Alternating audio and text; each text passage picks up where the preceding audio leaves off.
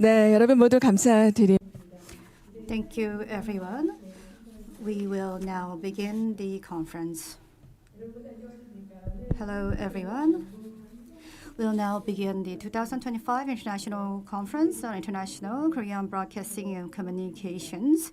I'd like to welcome you all. Hello, I am announcer Ra Younglan, your host for today.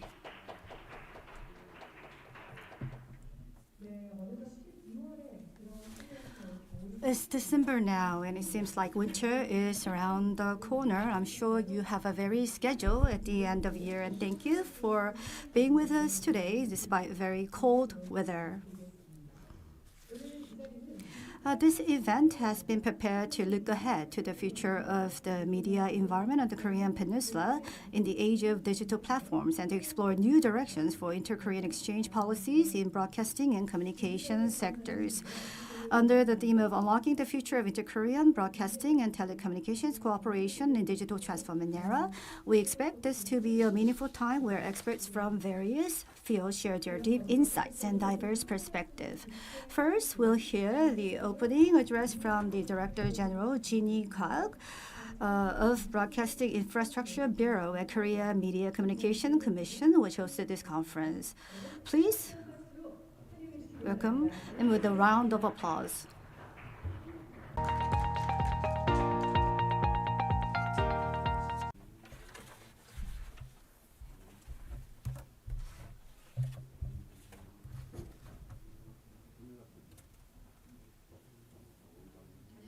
Good afternoon.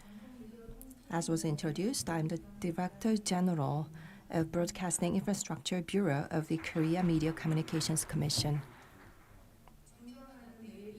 Distinguished guests, ladies and gentlemen, and all the participants joining us today, it is a pleasure to meet all of you. First of all, I'd like to extend my deepest gratitude to everyone who has taken the time out of their busy schedules to grace this event. Today, we are gathered once again for the topic, Unlocking the Future of Inter-Korean Broadcasting and Telecommunications Corporation in Digital Transformation Era, which is very timely. I hope this occasion serves as a meaningful forum for exploring new directions for inter-Korean broadcasting and telecommunications exchange. The digital transformation we've experienced over the past few years is fundamentally changing the way we communicate in the media environment. This wave of a change will be no exception on the Korean Peninsula. Broadcasting and telecommunications have been more than just tools for information transfer. They have been key channels for reducing the differences and promoting mutual understanding between the South and the North. We now anticipate the digital platforms and new technologies such as AI will take over this role, opening up new possibilities for communication and cooperation that transcend existing barriers. Today's conference includes in-depth presentations on North Korea's science and technology, smartphone usage, and the changing state of its broadcasting media.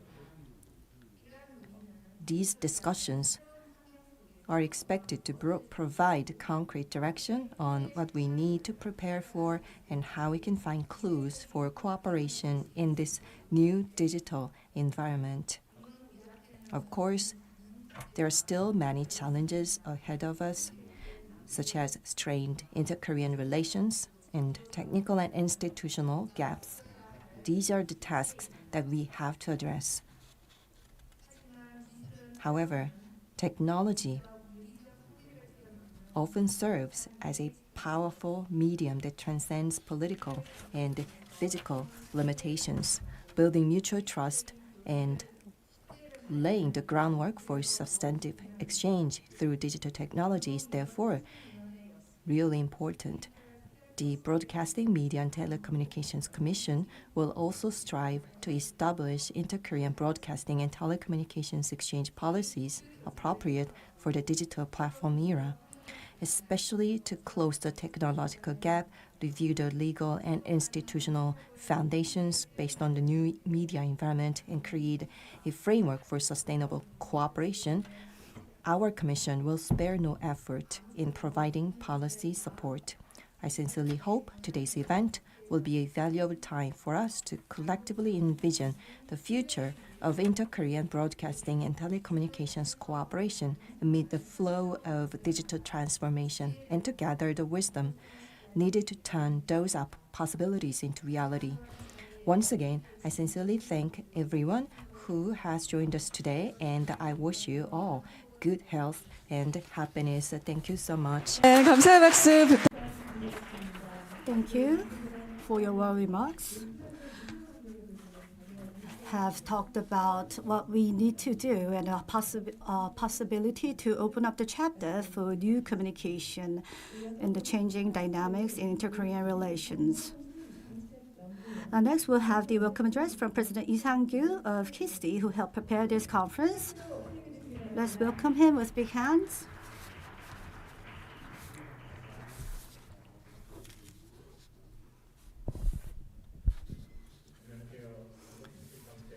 Hello, my name is Sang-gyu Lee from KISTI. Extend my heartfelt welcome and sincere appreciation to all of you for attending the 2025 Inter-Korean International Conference, Inter-Korean Broadcasting and Communications. I would like to express my deepest gratitude. To the Director General Jinny Kwak from KMCC and Professor Hong Yong-pyo, head of HYU's University Unification Education Leading University Program, and all distinguished experts from home and abroad for gracing us with your presence despite your busy schedule. Since its launch in 2015, this conference has established itself as a central forum for policy dialogue aimed at fostering inter-Korean exchange and cooperation in broadcasting and communication. This year's theme, Unlocking the Future of Inter-Korean Broadcasting and Telecommunications Cooperation in Digital Transformation Era, captures the direction we must consider and pursue at a time when digital platform has become part of daily life and artificial intelligence is bringing profound changes to society.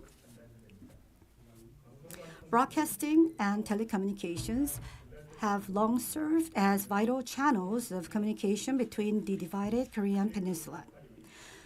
With the emergence of new technologies, we can anticipate fresh opportunities to further expand that role. Digital technologies encompassing platforms and AI hold significant potential to transcend existing physical and political barriers, enabling new forms of exchange and mutual understanding.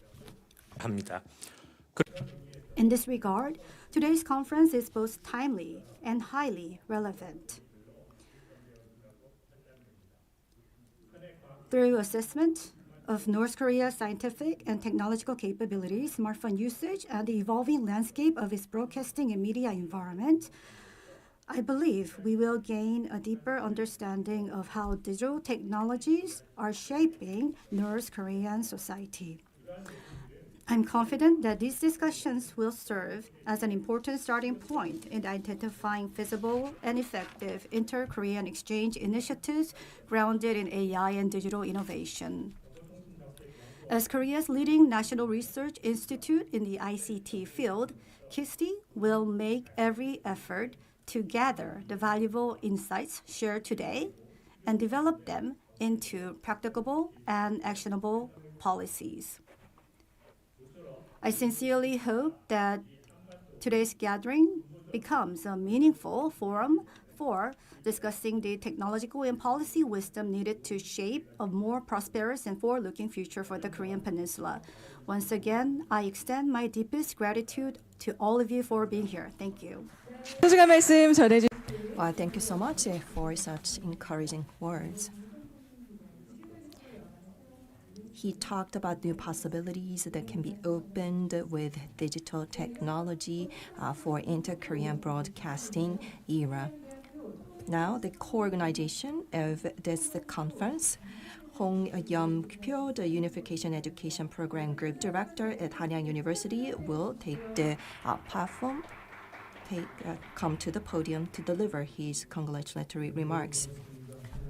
Great to see you all. As was introduced, I am Hanyang, Director of the Unification Education Program Group at Hanyang University. Welcome to Hanyang University. I'd like to extend my sincere welcome and gratitude to all of the participants. Last year, Hanyang University just offered a venue for the international conference, but this year we have been elevated to one of the co-organizers of this very valuable international conference. It gives me extra meaning, and especially the staff members of the organization committee and the director president of ɁKISD, Lee Sang-gyu, and the director of the Media and Communications Commission, 곽진희. Thank you so much for your strong support.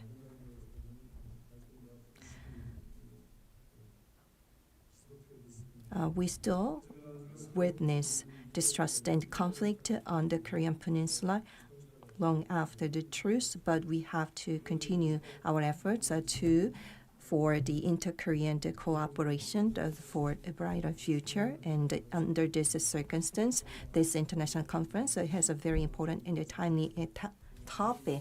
As you can see from the program, it looks at the possibilities and the current status of the broadcasting technologies that can connect North and South Korea. So this is a very valuable occasion where we can discuss very meaningful and relevant topics. We're living in a digital transition era. Technology connects our daily lives, and information has this power to create a transformation in a society. In this regard, now the broadcasting technologies will become a very valuable and substantive tool for us to open the era for new connection. And in the Korean relationship, many people say that we have to open an era for 3 connections. When I used to work in the government agency, the connection for communications, customs, and the transportation. These 3 areas have to be connected for inter-Korean cooperation and better relationship, but North Korea has not been so engaging or cooperative to create these 3 connections. But I believe, even though the current situation looks like it does not provide much bright prospect, but we will someday hope to open the new era of change, of connection, and in cooperation between the 2 Koreas. In this regard, I hope that the experts in the media, in the broadcasting sectors, their proposals and insights will be so helpful for us to connect these to our 2 Koreas in the future. I'd like to extend my gratitude to all of you for taking time out of your busy schedules. And I also hope that today's international conference can be a very valuable stepping stone for us to lay the foundation for inter-Korean relationship in the future. Thank you so much. 원장님 진심으로 감사. Thank you for your warm words. I hope that we can use this opportunity. He said that this is a time which requires a very close cooperation and valuable insights. And we have many distinguished guests here with us today, and we have now heard the greetings and congratulatory remarks from the distinguished guests who joined us for this conference. And we'll now take a moment to invite the distinguished guests who participated today up to the stage for a commemorative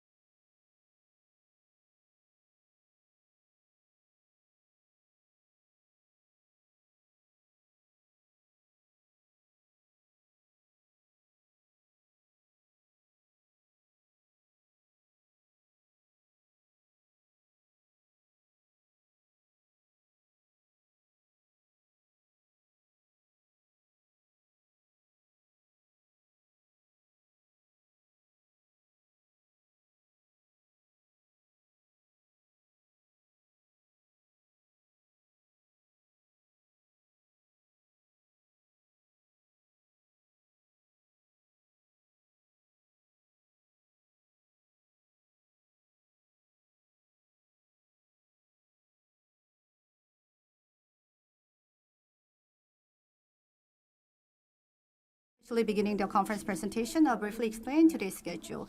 Today, we will hear presentations on two themes: unlocking the North Korea in the digital era, the current state of science and technology and mobile culture, and North Korea's evolving media landscape, focusing on drama and broadcasting technology. And following this, the final session will be a comprehensive panel discussion on today's presentation. For a detailed schedule, please refer to the timetable in your conference material.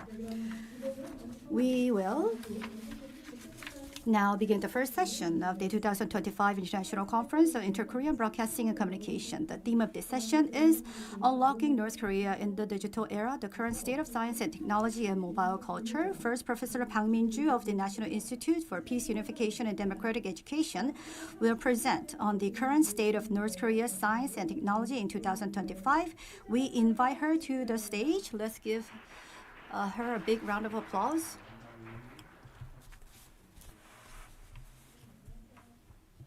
Hello, everyone. I am Min-ju Park. I majored science and engineering, and then somehow I became a doctor in inter-Korean science technology, the North Korean science technology. You will be hearing a lot of specific details by the other presenters. I will talk about the science technology related policy and the system in North Korea. If you look at this photo on the left-hand side, you can see the Russian tourists. They visited Pyongyang. And this is the photo of Pyongyang subway station. So this is a new subway station. You can compare the photo with the right-hand side, which shows the old subway. So that is more of the analog method coming from the Russia, Soviet Union. And if you look at the new subway station, it has a completely different exterior. And you can see the Pyongyang citizens using mobile phone. You also see the interior of the subway. So there are a lot of ICT-based technology adapted in the subway station. You can see this informative screen. And if you look at the door, the rooms, it shows the information of the party, and you can see many citizens using the mobile phone and Chinaon station, and then it also indicates the temperature and the humidity and the next station and the previous station. And it has all of these ICT conditions like devices, and then it shows the real-time information, and then it also adapts the technology of storing the information. So you can see that all this technology has been introduced in this as transportation. And this is Myeongri. This is a cartoon in North Korea, and then you can see the opening screen in 1987. You can see that it still looks very analogous, and then it does not seem as if it's 3D rendering type. But if you look at on the right-hand side, this is after 2021. So this is the new version. Compared to the old version, anyone can see that this has been digitalized. So apart from the contents, the way of making the contents has been much advanced and upgraded.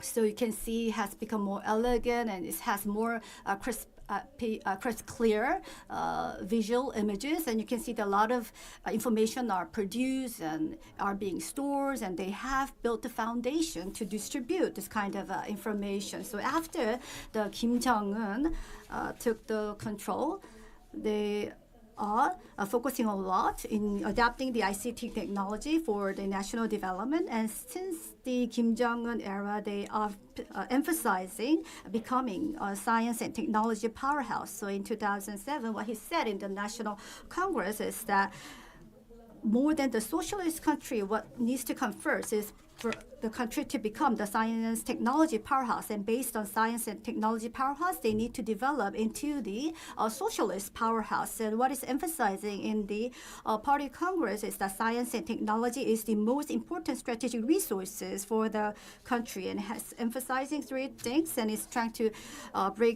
find a breakthrough to the difficulties with high tech, and is trying to develop into the economic powerhouse using the using technology. So this is a very proactive policy, and the Kim Jong-un policy is further being developed and is being built into the more specific systems, and it's being institutionalized.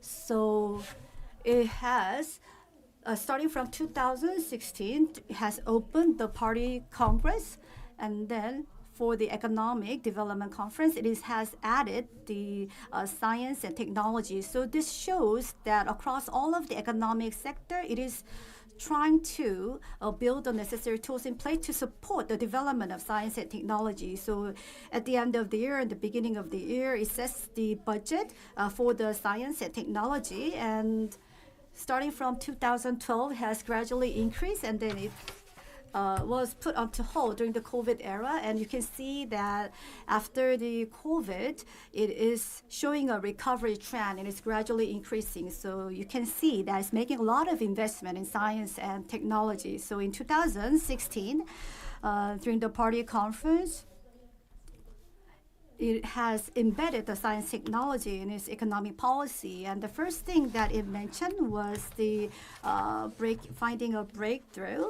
And the basis in finding high-tech breakthrough is the science and technology, and then ultimately needs to modernize and informatize the economy. That's what it said. So there's emphasizing in building the digital economy. And as I said before, it is trying to build and nurture science talents. So it is trying to enhance the capability of the talents, and it is trying to support the science and technology professionals and talents. So after the Kim Jong-un regime, a lot of laws and policies have been built in place. And as you see, it is trying to institutionalize intellectual properties and patents as well.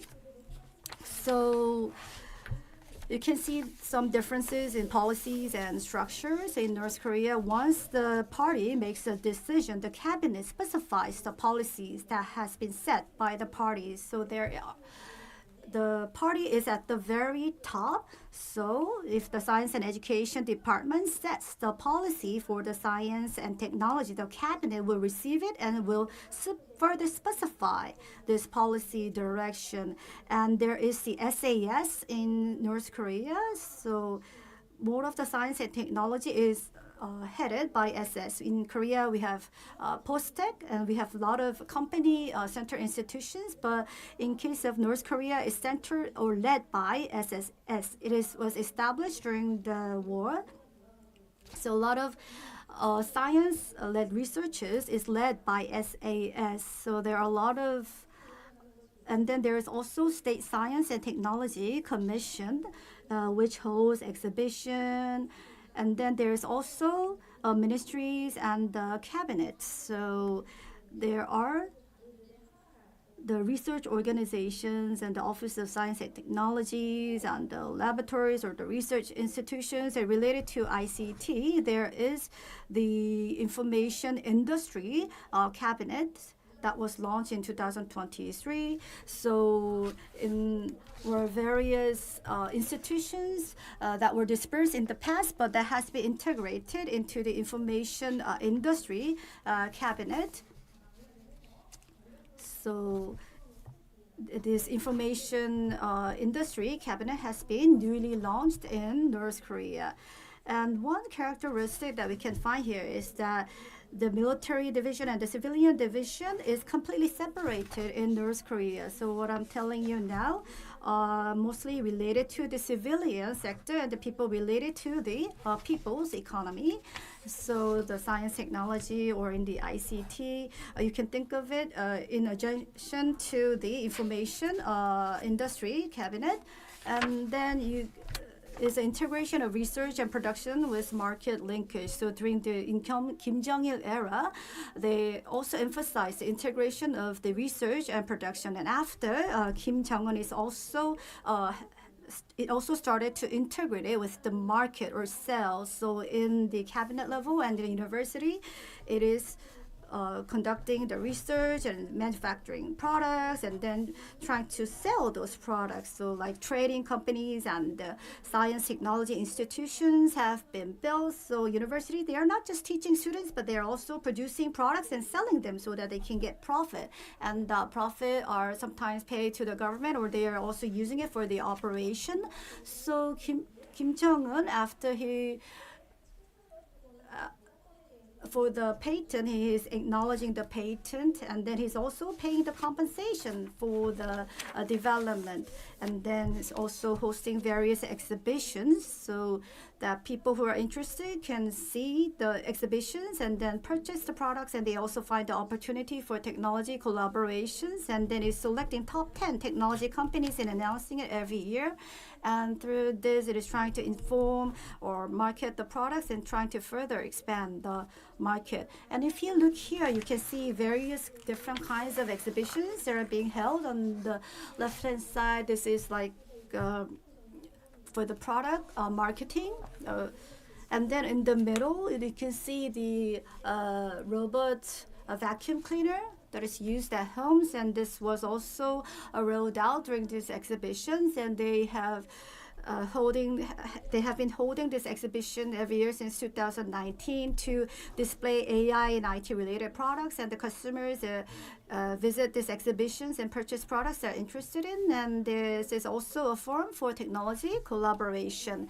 And second is related to fostering the science talents, and there are a lot of policies that are being pursued to foster science talents. They're building the special homes, giving some preferences to the science talents, and then they have also developed and are giving this kind of a collabs to the highly skilled science talents. So the science and technology talents are receiving a lot of benefits. And what's noteworthy is that not just this kind of a colas, but even for the typical residents, if they invent something extraordinary, they are given awards. So they are trying to promote creative or innovative inventors. And this shows the records of the people who have received the awards from WIPO. So you can see there are some people who are students and the researchers at the really bottom level, and nevertheless they have received the awards from WIPO. So a lot of it is centered around science and technology researchers, but even for the residents, they are trying to encourage them to participate in this innovation and development.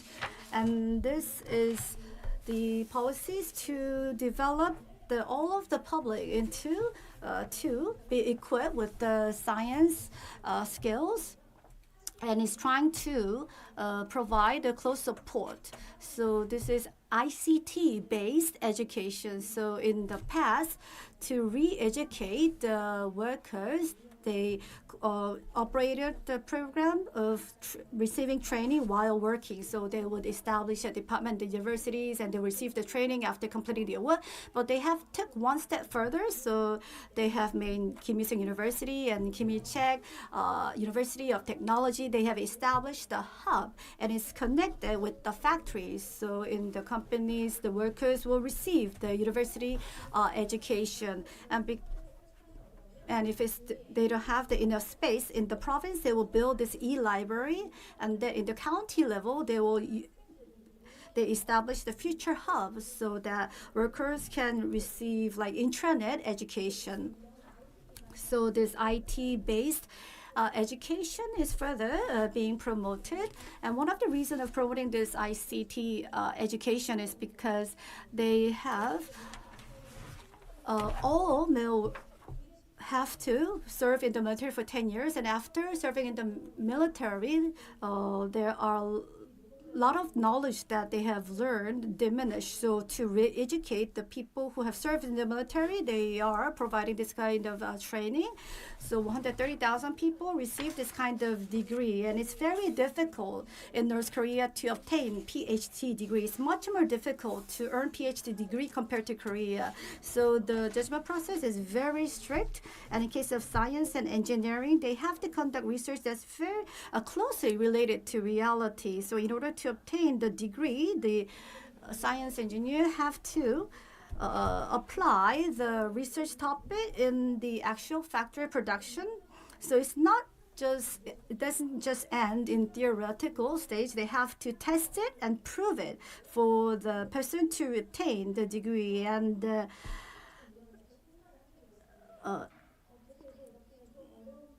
So there are a lot of difficulties in obtaining the degree, and after the Kim Jong-il era, he instructed to change the university into a more practical field. So they choose the people, and then they will send to the exchange or trading company. So they is a place that conducts research and develops the products and sell the products, and these people are sent there to participate in the research. So they are equipped with the capability before they graduate from the university. So they are trying to provide this kind of a systematic training to these talents. And then before, they rarely went to universities, and then but nowadays, after graduating from high schools, they go to the universities. So people in North Korean newspaper is saying that we have many more PhD doctors in their 20s and 30s. So they are having this kind of a systematic structure and providing systematic training to foster IT talents. And then we can see an increasing publication in international journals. And then the North Korea is interested in international exchange. In 2010, three Nobel laureates visited North Korea. And then in Kim Il-sung University websites, they are promoting research outputs and academic programs. So they are very interested in exchange of the publications. So these are the theses or papers that have been published in SES. So this was to reduce the electricity resistance to 0.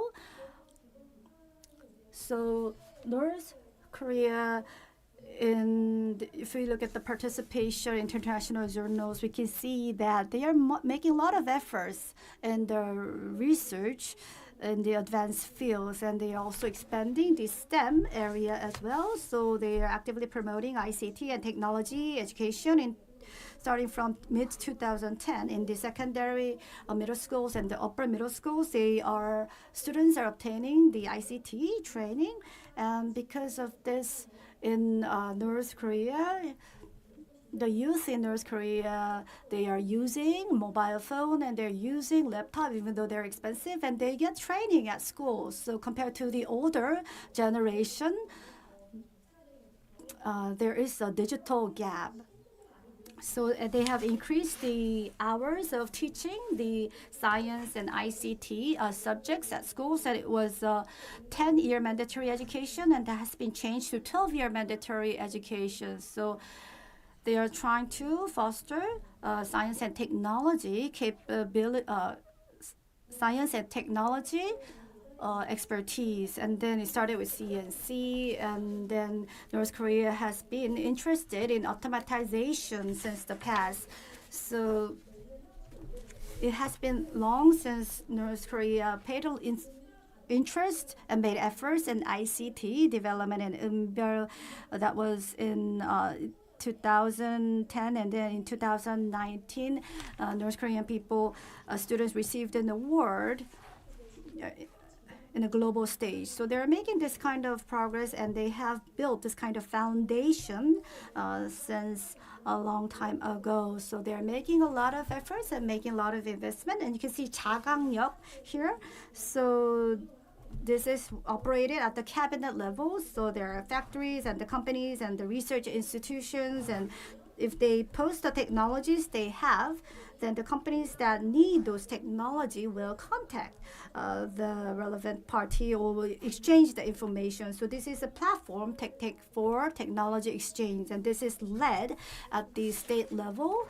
And with the commitment to make digital economy, they are making several attempts. And in case of infrastructure, in early 2010, the optic fiber-based cable was expanded nationwide, not to the rural area, but in large cities. So this shows the speed, 10 gigabyte, and then in case of other rural area, it is 1 gigabyte. So if it's 10 gigabyte, that's equivalent to Korea.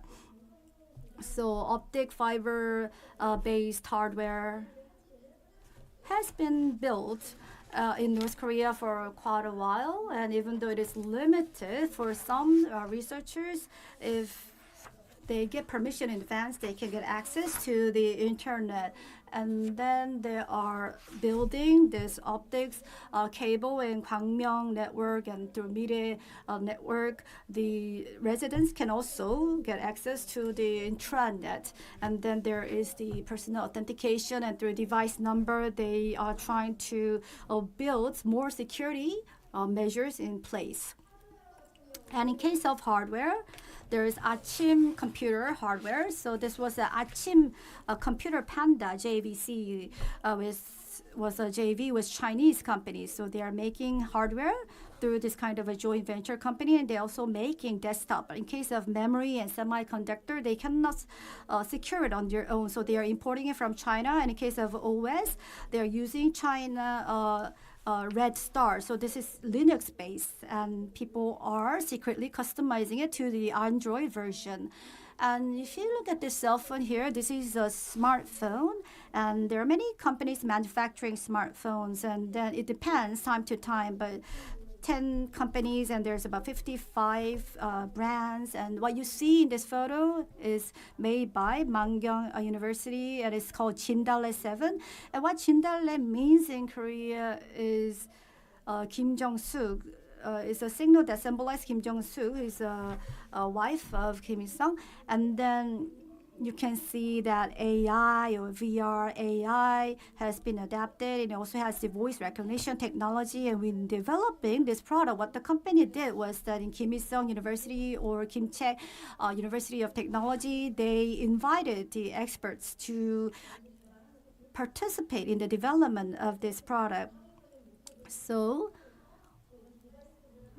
they are making this kind of devices with with the goal set at the national level, and the semiconductors or memory or core technology cannot be secured in North Korea. So we think that they are importing this from other countries. And the electronic devices, well, there is a semiconductor factory in Pyongyang, but it's mostly for the military purposes. So it's be difficult to be applied in the individual devices. And you can find many people using mobile phone and stations, or if you go to spa, you can see a lot of touchpad that are used in those facilities. And North Korea is holding a lot of exhibitions. And then if you visit like fashion exhibitions, after participating in the exhibitions, they would assess the exhibitions and or place order using the touchpad. So the photo that you see at the top is Ongryugan in Pyongyang. So after customers visit the place and finish meals, if they touch their card, it pops up the screen asking for their satisfaction of the service, and then it shows which place their seats and which menu they ordered. And so information will be collected digitally, and then they will be responding to the survey using this touchpad. So in line with the government direction, Ongryugan has adapted this tablet system to conduct satisfaction survey. So North Korea has long been interested in software development as well, and you can see that there has also been a lot of advancement in this area. So during the COVID area, they connected with the hospitals in the rural areas and is trying to consult. So the central hospital will provide coaching to the hospitals in the rural area in operation and procedures, and it is also connected in the telemedicine as well. So if you look at the photo here, this is an agency that is ahead in developing a lot of advanced ICT technology, just like app in Korea. This is 1.0 and this is 3.5. So it shows the time needed to get to the destination, and it also shows the contact number of that destination. And this is the children content, education content in the middle. So if you scan the car, you can see the tiger pop up in the middle, and you can see there's a Nintendo Wii. So North Korea is also producing something that's similar to Nintendo Wii. And this is displayed in the exhibition and is sold as well. You see the 4D adoption. And you can see that to Pyongyang students that have visited the exhibitions, they're giving them opportunity to play a game. And this is the 4D cinema. It has been around for more than 10 years. So 4D movies are also displayed to the citizens. And on the left-hand side, this is the Kimchek University of Technologies.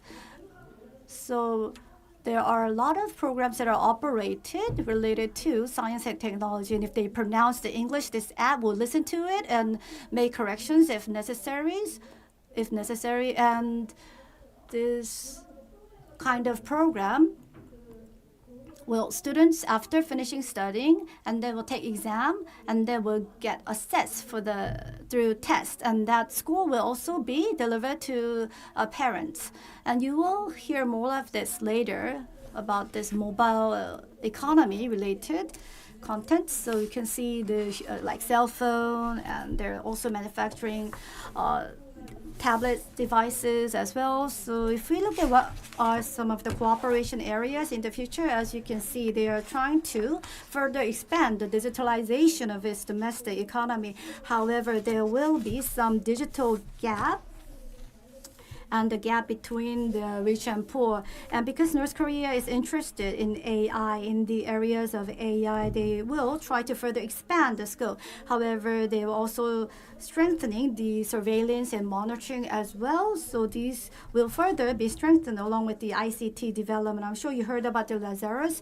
So this kind of there will have a plan to further strengthen the cyber workforce. So when we cooperate with North Korea, what should we do?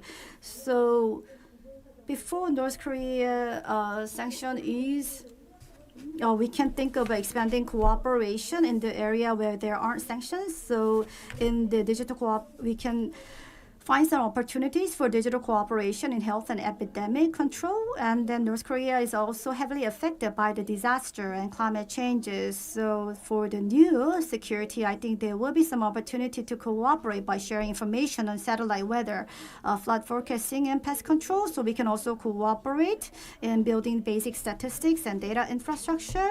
And since we have a lot of capability in this area, I think we can seek some more opportunities here. And if bilateral cooperation is difficult, we can think about building alliances, UN and other international organizations, so that we can involve in the programs together. That is the end of my presentation. Thank you very much. 감사의 박수 보내주시기 바랍니다. Please give a big hand.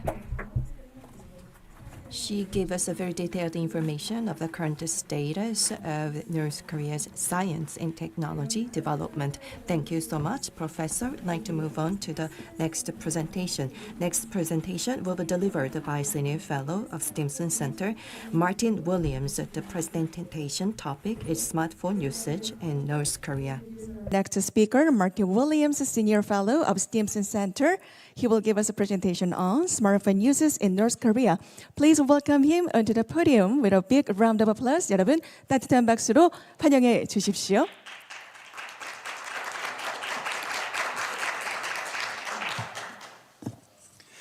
Thank you very much, and good afternoon. And thanks for the excellent presentation that we just heard. I'm glad to say that a lot of what we just heard is feeding into what I'm about to tell you. So, hopefully together with all the other presentations today, we can tell a complete story of what's going on in North Korea at the moment in terms of technology. So I'm going to talk about mobile phone usage in North Korea.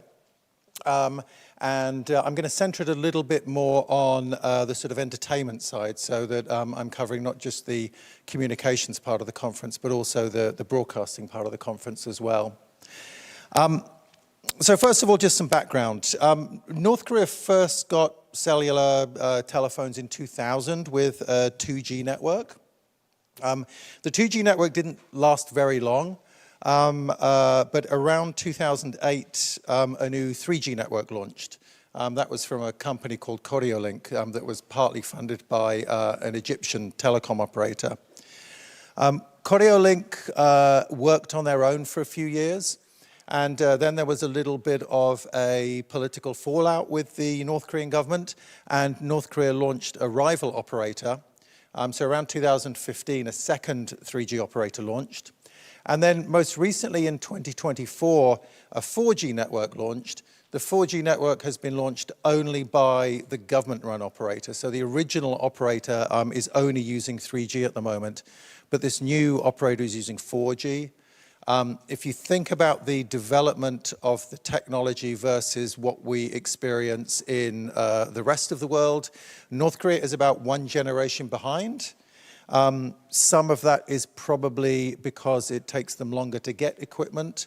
Also, if they're one generation behind, there's a lot more second-hand equipment available, so the upfront investment cost in building a network is a lot lower. This is a map of the network coverage, or at least our estimation of the network coverage. The actual data from North Korea is not available, but what we've done is use satellite imagery to locate cellular telephone towers across the country. And we've estimated that each of the towers has a range of about 10 kilometers. Some of the towers will have a longer range, some will have a smaller range, but in general, this is roughly what the mobile phone network looks like. You can see that in the beginning it really just covered the main cities, but now you can see that it really covers a lot of the country, including into a lot of the rural areas. Sometimes you can see this sort of cellular tower one after another, forming a line, and that's usually where it's following major roads and things like that. So the cellular coverage now is quite large. People always ask me, and in fact I was asked earlier today, just as I got here, how many people are using cell phones in North Korea? It's a very difficult question to answer, because the last time that we got accurate data was about 10 years ago. So every year the data that we have becomes less and less accurate. A few years ago, we estimated that about 7 million people were using cell phones in North Korea. These days, I'm not really doing an estimate, because literally we are getting to the point where we're just guessing. But this recently was broadcast on television. They were covering a different event. It was nothing to do with cell phones, but one of the things that caught my eye was the number of people in the crowd here holding up cell phones. You can see a lot of them because they have the light on the phone on, but if you look more closely, there's even more people holding up phones without lights. This was in a large stadium in Pyongyang. So this is the capital city, but we can see that cell phones are definitely quite common these days. Now, as for the phones themselves, they're all relatively modern. This is just a month, or October 21st, this was broadcast, at one of the exhibitions in Pyongyang. All of the cell phones that are sold in North Korea are manufactured in China. The North Koreans go to the Chinese contract manufacturing companies and will order a certain number of cell phones. The Chinese companies will make the phones, will put the logos and names of the North Korean companies on the phones, and inside North Korea, they install their own software. According to my count, well, this is when I prepared this presentation about a month ago, I had counted at least 14 different companies and brands that were selling smartphones in North Korea. In the last couple of weeks, I've gone through some of the video from some of the most recent exhibitions, and now my list is up to 20 different brands. So there's a lot of competition within this market amongst state-run companies. So one of the things that that tells me is that a lot of these companies, want to make money in this area, and they think they can make money in it. It also tells me that the North Korean government is very confident at controlling the flow of information on cell phones. Usually in a country like North Korea, a lot of time is spent stopping people freely communicate, because you can't allow people to start discussing things amongst themselves. So one of the conundrums has always been, why did they allow so many people to get cell phones? Because it allows so much communication. And for sure, there is surveillance on the network. But also, I think if they were very worried about the technology, there would only be 1 or 2 companies offering phones. The fact that there are so many different phones, if we look at the different brands, the versions of Android they're using are all different generations, so some have better security than others.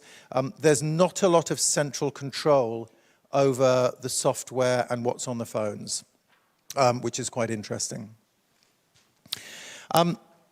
So, a lot of cell phones available, a lot of people have them. What are they using them for? Pre and post-COVID were very different. Before the pandemic, this is a North Korean cell phone from 2018. I think it's a Hanyang 2425. There was a basic selection of apps on there. There were a lot of apps that were related to I'm sorry, this is a new phone. This is, I changed the slide. This is a new phone. But the 2019 phone, there were a lot of apps on there that were dictionaries, there were encyclopedias, there were collections of Kim Il-sung's speeches, there were a few games, but there wasn't very much to do on the phone. The modern phones have much more apps. The 2024 phone, which is what this is, this has about 100 apps pre-installed, and there is an app library in the phone that lists, I think, close to 300 different apps that can be obtained and downloaded. So there's a lot of stuff available on the phones. This gives you an example. This is another, I think this is another 2024 phone. And if you look through here, you can get an idea for the kind of apps that are available just on the phone as it comes from the manufacturer. And what I want to do is look in depth, rather than kind of go through and talk about all of these, look in depth at a few apps that I think are at the cutting edge of cell phones, smartphones in North Korea. And this is the first one we found. This is a health app. This is from the government. It's from the Ministry of Health. And if you look up the top there, there's a little van and a car, which I don't think are real. But this app promises delivery of medicines to your door. And it promises to be able to do it nationwide. I suspect that probably isn't the case. This is probably only operating in Pyongyang at the moment.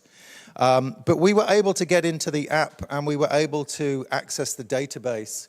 The app has around 3,000 different medicines and medical products that are available in its database.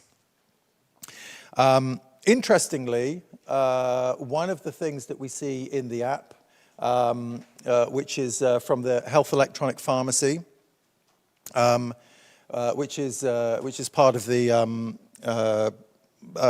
ministry there, is that prices are in 2 different currencies. They're in the local North Korean won and the so-called foreign exchange one, which is a kind of digital currency that is based on foreign currency.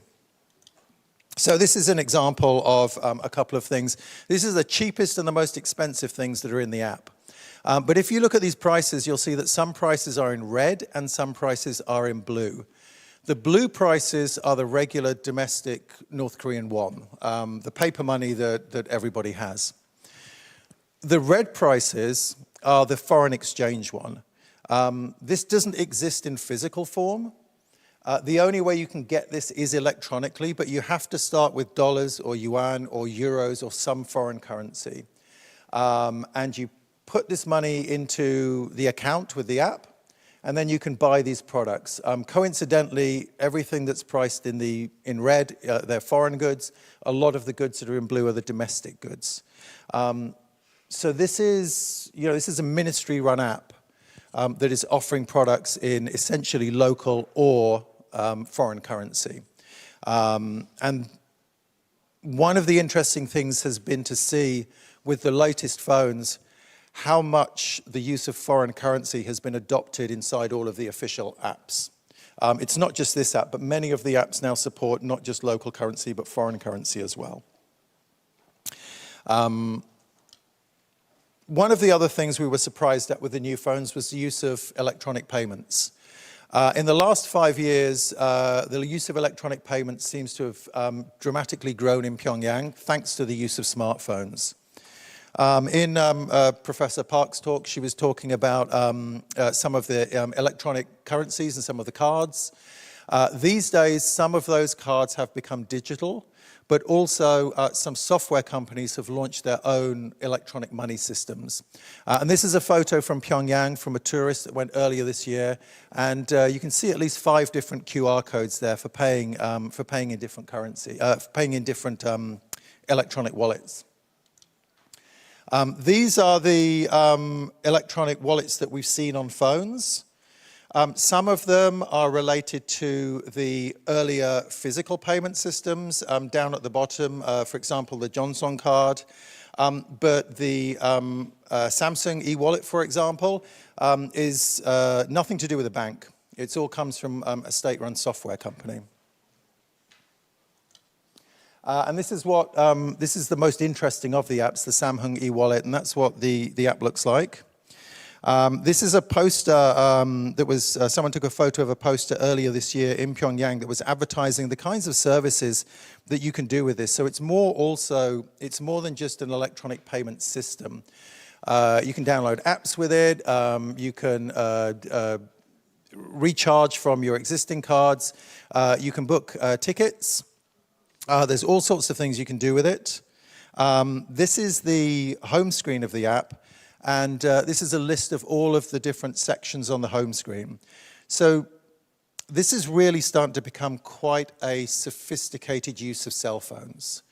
This is much more like we start to see in other countries around the world, where apps like maybe like Kakao in Korea, something like Grab or Gojek in Southeast Asia are being used not just to make payments, but to get rides or to book tickets or to book restaurants, or all sorts of things are being done in one app. And this is now being tried in North Korea. The caveat to all of this, of course, is that we don't know how widely this is used and don't know how much this is used. But there seems to be a lot of effort has gone into this. There are a lot of shops and stores listed in the app that apparently accept it. And in the last few years, North Korea has introduced a electronic payments law. And reports from different media outlets are saying that North Korea is pushing electronic payments. So I think, at least in Pyongyang, this is probably something that is being quite widely used. So this is very interesting to us. This is also in the Samsung app, just an example of sort of a few of the screens if you click through.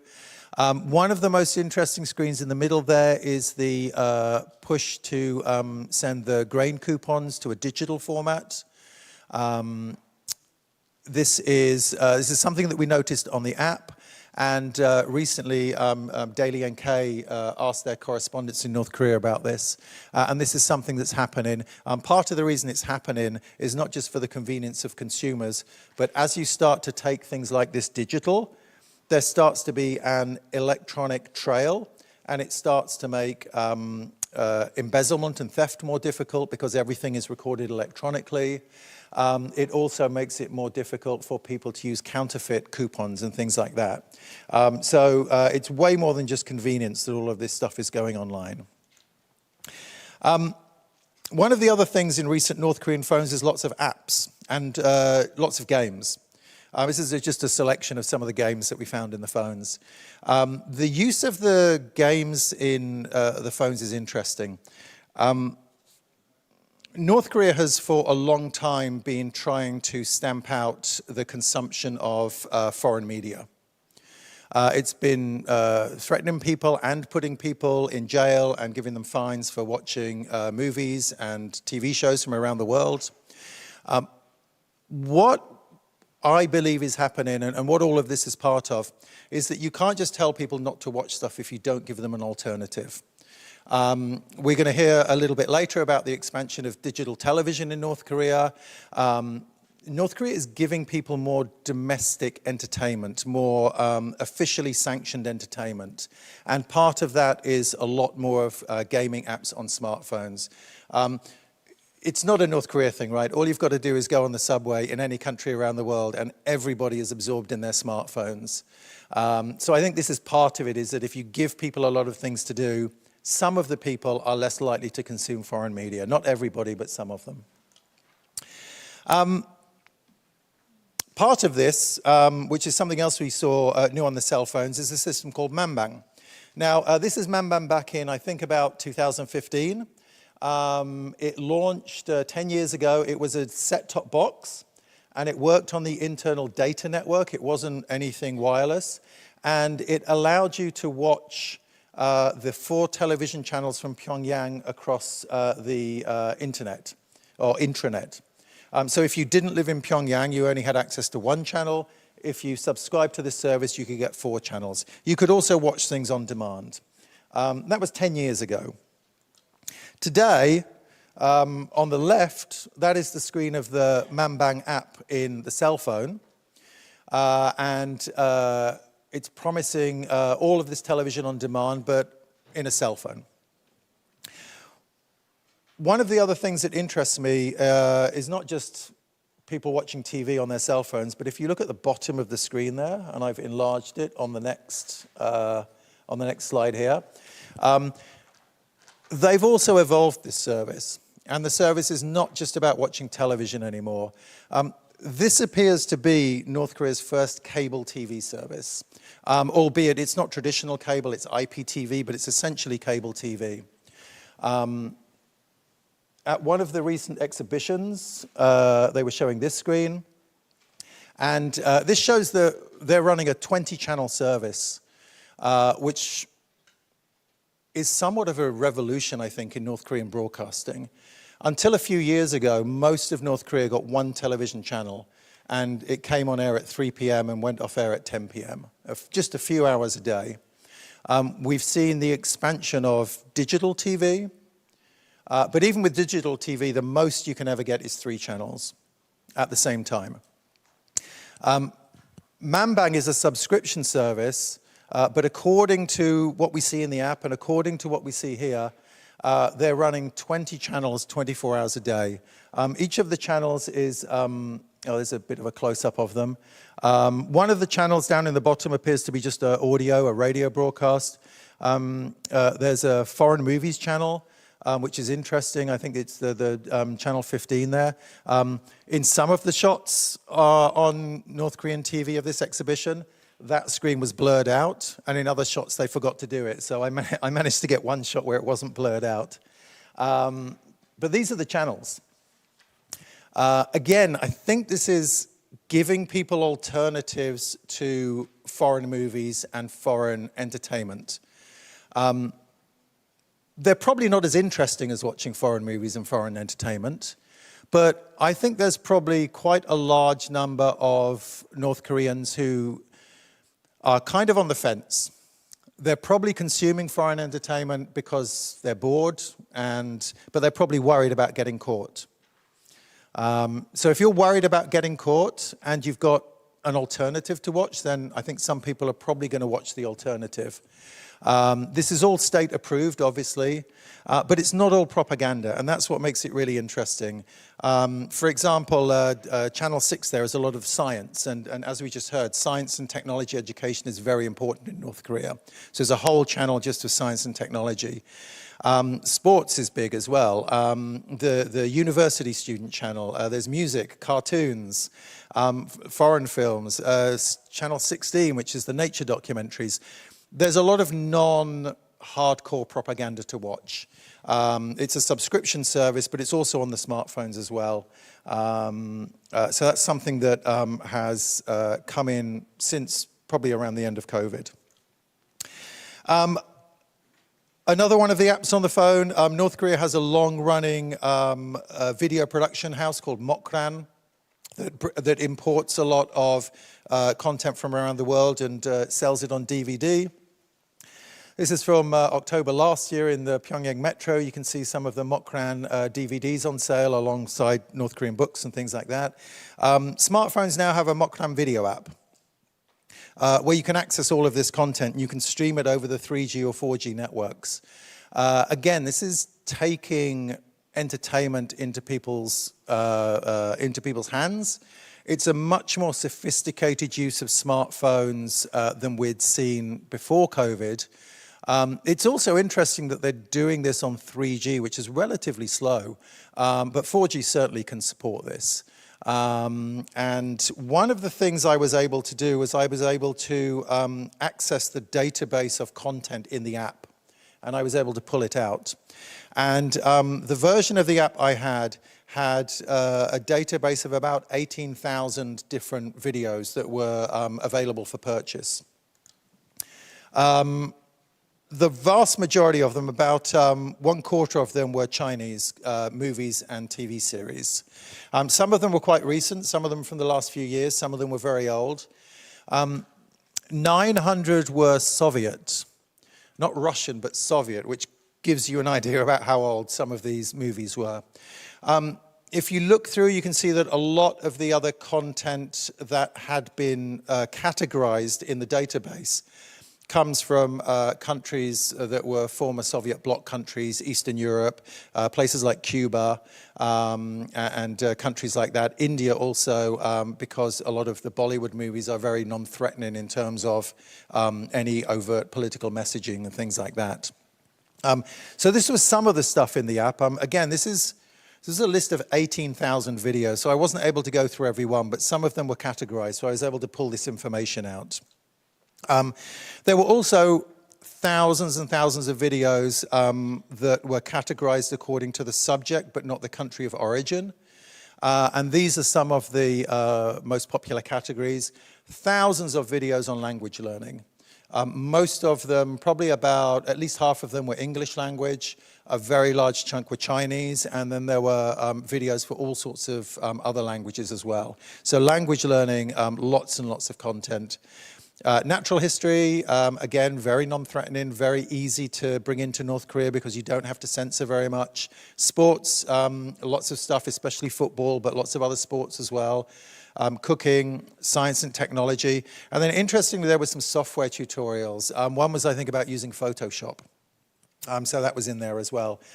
So the maq app was, was super interesting to look through because it was a use of smartphones that we hadn't seen in North Korea before, but also it was, I think, part of this idea of giving North Koreans a lot more approved entertainment, so that I'm imagining the idea and the hope is that they're less likely to access foreign content. There were foreign animation movies in there too, including some US stuff. Kung Fu Panda, Despicable Me, there were a few other titles in there. I was very, very pleased to see Tom and Jerry because I grew up watching Tom and Jerry and I really like it. And there's also on the right here, I wasn't familiar with this, but Masha and the Bear is apparently a very, very popular Russian animation, and that was in there as well. Like a lot of the other content, kids' movies are mostly non-political, so it's quite easy to localize them and to bring them in. So in conclusion, smartphones are becoming more and more important in daily life. When smartphones first came out, they were for communications, and they were being used as reference materials for dictionaries and things like that. But now we're seeing a lot more services coming onto the phones. Things like the Samsung e-wallet app that allows you to buy tickets or to do different transactions and things like that. They're increasingly becoming entertainment devices. This is probably because the state wants to keep people consuming illicit content but needs to give them something to do anyway. And I think the ecosystem will continue to grow. There's a lot of competition. At least 30 or 40 different organizations are producing apps, just as there are 20 different companies producing cell phones. There's a lot of competition here. And I think as long as there are no significant security incidents, I think the state will continue to allow this to grow because it's only bringing benefits to the country. So there's no real need to step in and to kind of restrict this from expanding as it does, unless there's a problem. And to the best of our knowledge so far, there have been no major problems. So I hope that was interesting, and thank you for your attention. Yes, it was interesting and inspired presentation for today's conference. Thank you. You may return your seat again. 네, 미국 스팀슨 센터의 마틴 That was the presentation delivered by a senior fellow of Stimson Center, Martin Williams. There were so many interesting cases coming from North Korea. This brings us to the end of session 1. We will have 10-minute break time, and after that, we will resume with session 2 at 3:20 p.m. We provide refreshments within this conference hall. Please feel free to use them and refresh yourselves during the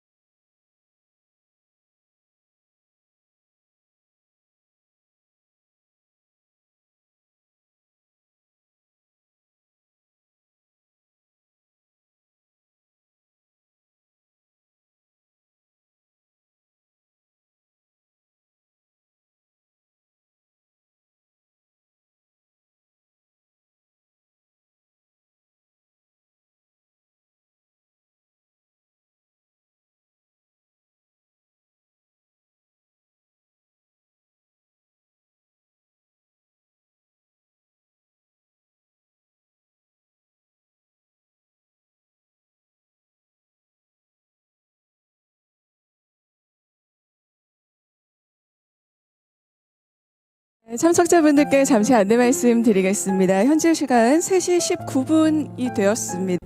3:19, so 1 minute to the session to 2. So at 3:20, we'd like to resume with session 2. So ladies and gentlemen, if you are still outside the conference hall, please make your way into the inside the conference hall and take your seats. Ladies and gentlemen, all our distinguished guests, every participants who are still in the lobby, please make your way into the venue again in order to begin today's conference, the session 2 in a minute. Once again, I'd like to ask all the participants who are still in the lobby, please make your way into the venue once again. Thank you very much.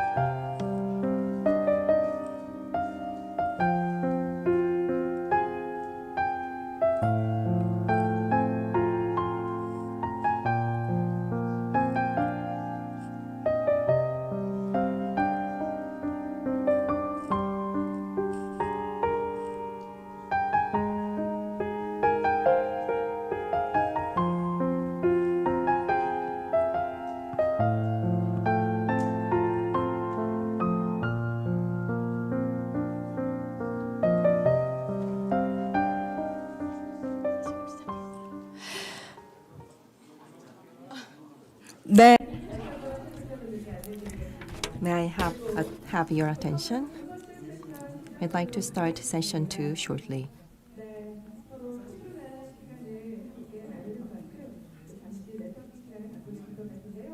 Of course, you are busy networking with one another, but after you finish your networking and mingling, please take your seats so that we can resume with session 2 on time. Thank you. The theme for session 2 is North Korea's evolving media landscape, focusing on drama and broadcasting technologies. Presentations will be delivered by a professor of Institute of Humanities for Unification, Kongo University, and Deputy Director of Special Information Business Team of MBC. The first presentation will be delivered by Professor Chun Young-sun, and the presentation topic is very interesting, creative direction and characteristics of television dramas in the Kim Jong-un era. Please welcome him with a big round of applause.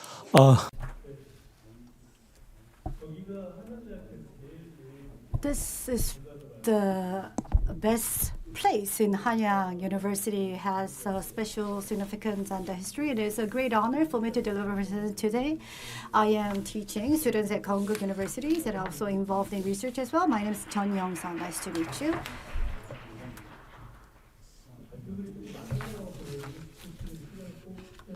I was told to stick with the time that's allocated to me today. So I'm always worried whenever I'm invited to deliver a presentation in this kind of occasion, whether how many people there are in the room who have watched North Korean drama in the past. So that's why I would like to start with explaining about some North Korean drama, because I think it's very important to have some basic understanding of how the drama and the movies in North Korea are produced and what kind of topics they have. So I will skim through this very quickly before I move on to the main part of my presentation. What do you think this is? You can see the name of Kim Jong-un here. So whenever the movies or drama are produced in Korea, this is the first process that they go through. They make a proposal about what kind of projects that they want to do, and then they have to get the approval for the documents. And once the approval is made, they will start recruiting the actors and then the staffs, and then they will start the production process in earnest. So sometimes they only put on the dates, but sometimes they also put a lot of details, as you can see on this photo here. So based on this, the movies and dramas are made. And then the movies and the dramas, once it's produced, are displayed in this kind of exhibition hall. So this is the movie, The Blood Sea. And this was the script that was made with the support of Kim Jong-un. So it's called the #1 script, so it cannot be modified whatsoever on site.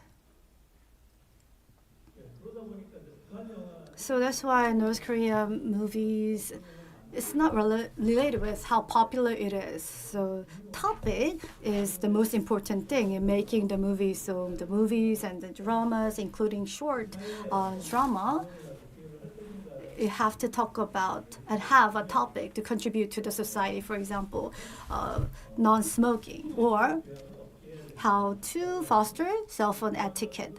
So it has to have the topic related to the moral and education, and then what kind of how the female should be dressed. So you should not embarrass yourself by wearing this kind of clothes. So wear a proper clothes. So that's the topic for this kind of movies. And also there are topics related to how to well use the public facility. So most of the story structures are pretty much the same. So you can see the individuals experiencing the shameful incident, and then making personal commitment not to make such kind of mistake again. And there are many things that are prohibited. I think being a movie producer or drama producer in North Korea is the toughest job. So these are all prohibited. So it cannot be R-rated contents, and no bad harmful things, no violent content, no swearing, no drinking, no smoking. And then after 2000, you cannot see characters smoking. And the rebellious behavior is also strictly prohibited. I have watched North Korean movies a lot, so I have been researching in this area for 20 years, and this is the most erotic scene I have found during the last 20 years. I don't think you know this. And I found this scene in one of the North Korean movies, and I was very shocked to see this scene. And this is you can see the female characters in this movie, and you can see how short the skirt is. And this, because of this, was quite popular in North Korea. And it emphasized the social cohesion, and that the marriage is to solely purpose to fully serve the purpose of social cohesion. And this is also prohibited. No ghosts, no zombies, no werewolves, no vampires, no monsters, and no angels. Why? There's only one reason: because socialism is based on science. And for example, in Joseon dynasty era, or in Korea dynasty era, people, when they were not able to express their own thoughts, they had to use this imagination. So this was possible then, but today as well, this kind of expression is strictly prohibited. And you cannot find robots in North Korean movies. Transformers, it's not that they don't have money to make it. They have a different philosophy of history. They think that it's the humans that make the history. So machines or the robots, they cannot be the protagonists in the movies. So these are the characters in the movies. So female workers that work earnestly, and the faithful character that work hard for the glory of the leader. And then in the holiday, the plane breaks down during a training. So fix the broken train and then a plane, and then on his way back it self-explodes because the brain was heading toward the sculpture of the leader. So he kills himself to avoid collision with the sculpture.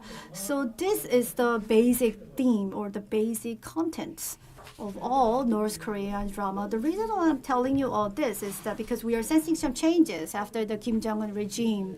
So what you see here are the movies, films, and the drama that were produced in the Kim Jong-un era. In 2015, we had 3 films. And then the one in 2012, it's difficult to say that they are the Kim Jong-un film. That's why I started counting since 2013. So if we see 10 films, that means that is less than 1 movie's dramas a year. So you can see that there's a lack of contents. What's really interesting is that half of our espionage movies or dramas. And what's also interesting is that the theme is we need to catch the espionage. And then there are a lot of prosecutor. This is another interesting features of Kim Jong-un films and dramas. So in 2016, there was the Story of Our Homes. And then there was the New Spring of Paiknam.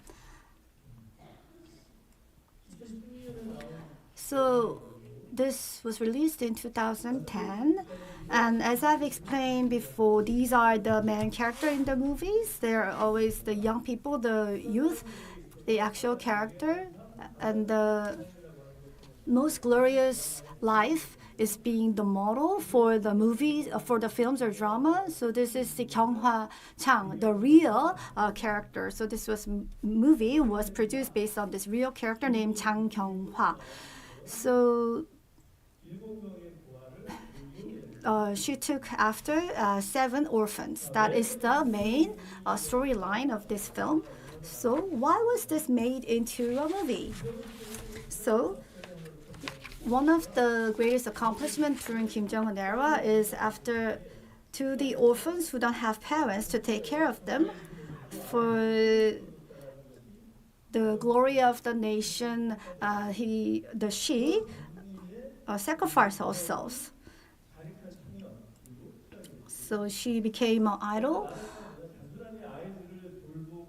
not just taking care of the orphans, but also taught them and nurtured them a sense of patriotism and what true patriotism means and who the real parent is.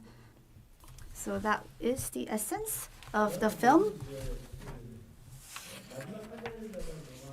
And this is the film called The Last Grain. And then in 1970s, this person won in the world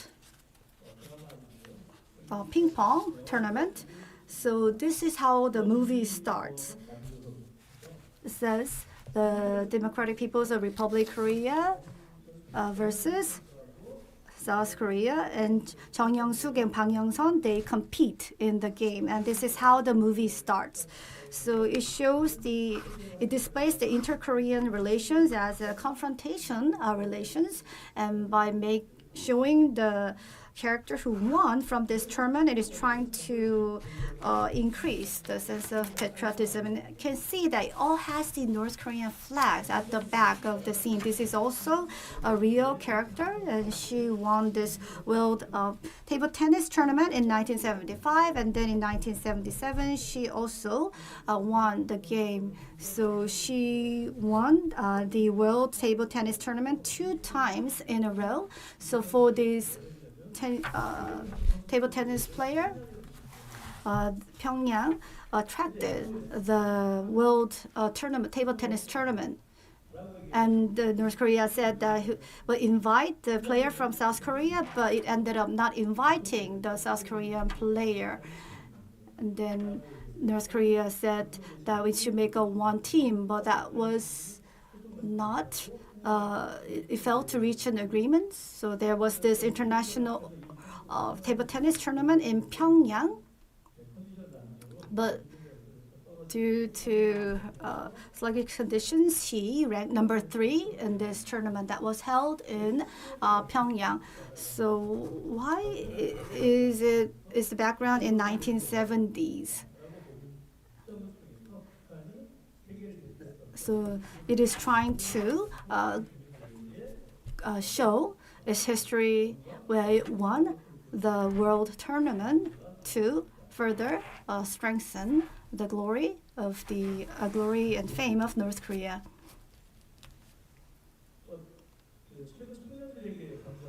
And a lot of things that are being emphasized to the young people nowadays in North Korea is, if you look at the story of our homes and the last grain and this movie called One Day and One Night, a lot of the characters are age 16 or 17. So they are risking their lives to safeguard the life of Kim Il-sung. So there are a lot of conspiracy to remove Kim Il-sung. So they sacrifice their lives and escape and to protect the General Kim Il-sung. So saying that there may always be people who are trying to threaten the lives of the great leaders. So we need to protect our great leader, supreme leader. So one of other drama that has a similar topic is a prosecutor's memoir. So this is the first film featuring the prosecutors, and the background of this movie is 1958 during Korean War, and you can see the North Korean flag again appearing on the background. As you can see, there's like Kim Chek, Kim Il, Kang-gon, Chae-eun, the close acquaintance of Kim Il-sung. And among these people, there is a person who made an attempt to kill Kim Il-sung and is trying to track down who that person is. So in protecting the supreme leader, there should not be any exception. So no matter how close that person is, we have to find out that person if that person is trying to threaten or kill the supreme leader. And this is a symbolic scene, actually. In 2019, what Kim Jong-un said after the Hanoi conference was that don't try to mystify supreme leader, because if we try to mystify the supreme leader, we cannot understand the leader accurately. So said the supreme leader is the person who coexists with the people. So in the old days, the people who followed Kim Il-sung was praised, but after 2019, the person who protect Kim Il-sung appear as the main character of the film. So that is a significant change. So you can see the character risking their lives to protect the supreme leader. So the story structure changes of delivering or telling the story to their grandchildren. And same for this One Day, One Night. You can see the adults meeting, and then you can see the voice of the grandparents telling their story to their grandchildren. So in the past, it was the voice of the high-ranking officials of the party, but the film has changed of grandparents telling their grandchildren that you have to protect the life of our supreme leader. So this is a movie called 72 Hour. I think this is the film that will illustrate the latest inter-Korean relations. So North Korea has reinterpreted the inter-Korean relations and stipulated it as a hostile relations, and is using a lot of latest movie filming technique. And the key point is that it is illustrating Korean War as a war between two countries rather than a revolution based on social revolution. Social revolution is, you can see the character tearing apart the flag, and it is saying that the inter-Korean relation, inter-Korea, North and South Korea, is in a hostile relation, is also in a war, and it's talking a lot about the victims. In the old film, it shows a lot of victory, and then it shows the narratives based on the victories and accomplishment. But in the films, you can see a lot of victims appearing who get hit by a bullet or are killed during the war. And then you can see the person bleeding, and you can see a lot of corpse. So you can see there are significant changes to the narratives of North Korean film. This is another characteristic. North Korea is emphasizing a lot of medical elements nowadays, and you can see a lot of surgical procedures nowadays. And I try to analyze the reason. And in the ending team, the special effect team is also participating and is putting in this kind of a surgical operation scenes at the end. So during the war, has gathering the officials of the cabinet, and then is trying to illustrate that the North and South Korea are practically in war, and is also trying to add a lot of interesting elements. You can see a lot of romance being added to the storylines. So the love between the individuals, men and women. I was very surprised when I saw this scene in the North Korean drama. Nowadays, you can actually see this kind of scenes appearing. So it's trying to appeal a lot to the public, and to do that is adding in a lot of interesting elements. And one is the most interesting topic is a drama called The New Spring of Paiknam. Is trying to illustrate the problem of the rural area, and it is trying to this drama was completed this year. It's 22 series drama, and 2 series were combined into one, and then was shown. So it's a total of 22 series, and it's highly praised in North Korea.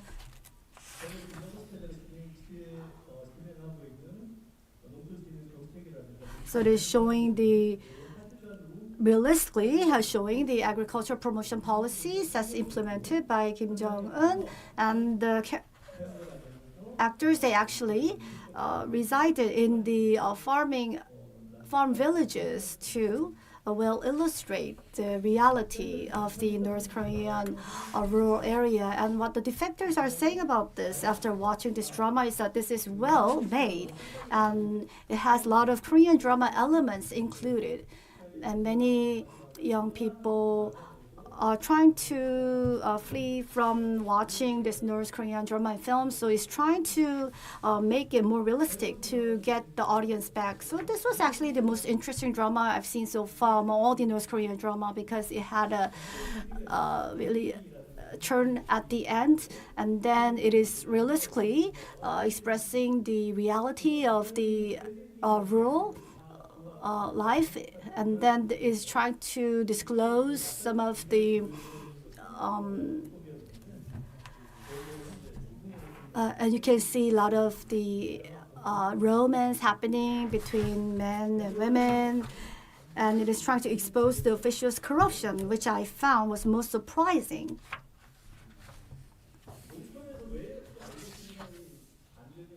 So in the rural area, because there's so much corruptions of the officials, it's difficult to collect the grains, and that is illustrated in this movie. So this person is the bureaucrat, so it's going to the rural area and then trying to collect or ask the person to give in some of the grains. And this is the wife of the bureaucrats, and is saying that I made a mistake, so try your best so that this doesn't get revealed. So like fertilizers or the agricultural machineries, those are secretly traded in the black market for individual profit. So a lot of defectors during discussion forums said that this is very close to reality and is well expressed. So in the past, most of the movie ended by repenting the individual's mistake, but in the end, it's showing that it will punish those who commit such crime. So this again is trying to say that we need to fix some of the illegal, illicit behavior, and there's also prosecutor trying to identify those problems, and this will express the reality of the rural area. You can see the young men together in this one room and playing games, and then it shows the real situation or environment in the rural area. So the person is sent to the rural area as the bureaucrat officials or the state secretary, and you can see his son crying because he doesn't want to attend the school in the rural area. If I go there, I would not be able to enter into prestigious university. And then ends up going after attending the school in the rural area, he gets his face slapped by his dad because he mistreats the students in the rural schools. So this is another part that illustrates the reality, because people nowadays in North Korea try to avoid the rural life. You can see the people playing soccer game, and there are people who purchase this herbal medicine, oriental medicine from the market. It turns out that is a counterfeit, and you can see people fighting, and you visit the people visiting the hospital, and the facility there is not so good. So it expresses a lot of personal emotions and feelings. So this scene is also very rare, men hugging women, and also there's also in-law conflicts. So the mother-in-law, the future mother-in-law, meets with the son's girlfriend and is asking her to break up with her son, and then tries to further intervene by asking someone to make them forcibly break up. So you can see that we didn't get into one because to put a sword in your heart. So you can see there's a lot of interesting script and many handsome characters appearing in the movie. So they meet and they fall in love and asking the person to take photo of her, and then it has a sad ending because the character dies in the end rather than getting married together. And then with the thesis that she writes before dying, gets the award, it's chosen as the best engineer or the scientist. And it's showing this kind of scene at the end. So this kind of scene was always used to illustrate the supreme leader in the past. But nowadays, this kind of scene where the sun is displayed at the back is also used for the individuals. You can see the drone scene. This is made with computer graphics. So by using the computer graphic, it is trying to illustrate very realistic scenes. And it's getting a lot of advertisements and sponsorship. You can see the mango juice. So it's a new year, and they're drinking this juice rather than traditional rice drink. And there is also the advertisement of the products, and then you can see the pine tree picture at the end. This is the pine tree back at front. So one of the symbolic thing is the supreme leader is the pine tree. That is why it is showing this kind of national flag and pine tree in the back scene. So these are the characteristics of the latest drama. I think my time is up.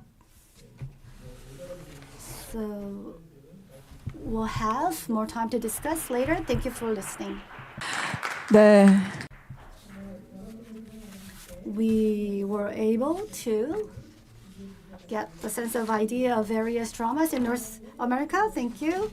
So now we have the last presenter from MBC. We have Chun Song-ho, the director. He will talk about the current status of North Korea satellite and terrestrial broadcasting from an engineer perspective. 예, 안녕하세요. Well, good afternoon. As was introduced, I am Chun Sung-ho, Deputy Director of the Special Information Business Team of MBC. So there are so many professors who studied a lot about North Korea, and I wondered what I can offer as an engineer after these professors. But Professor Park assured me that he also studied engineering. That was a great relief for me. And the three presentations before me were so insightful and helpful.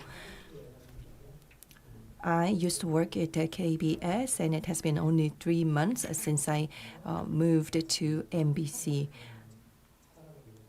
I wanted to find out a new growth engine from the terrestrial broadcasting studios. That is why I moved to MBC. So today, my presentation topic is current status of North Korea's satellite and terrestrial broadcasting. And as you can see from the subtitle, it is my struggle to receive video signals from Korean Central TV, which is the most representative broadcasting studio of North Korea. I believe that I have been invited to give a presentation at this international conference thanks to this dissertation I published before. Kisti read my dissertation and then extended an invitation to me. I read also other dissertations which have given me so much help as an engineer.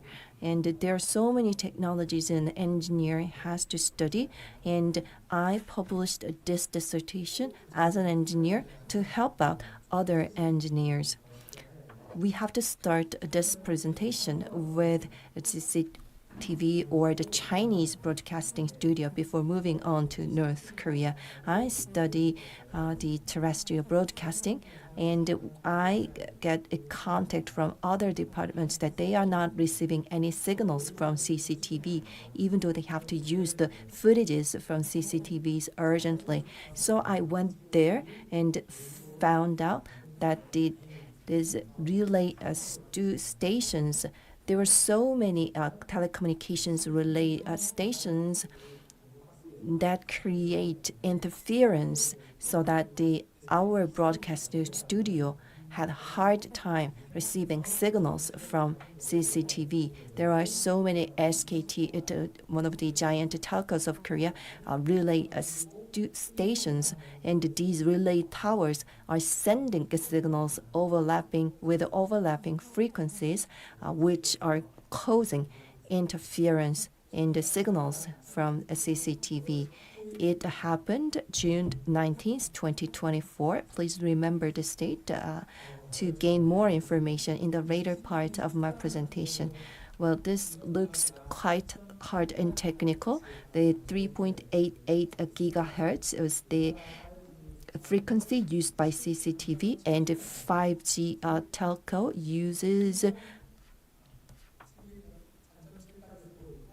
from 1.7 to 3.7 gigahertz bandwidth, and they are so close to each other, causing interference.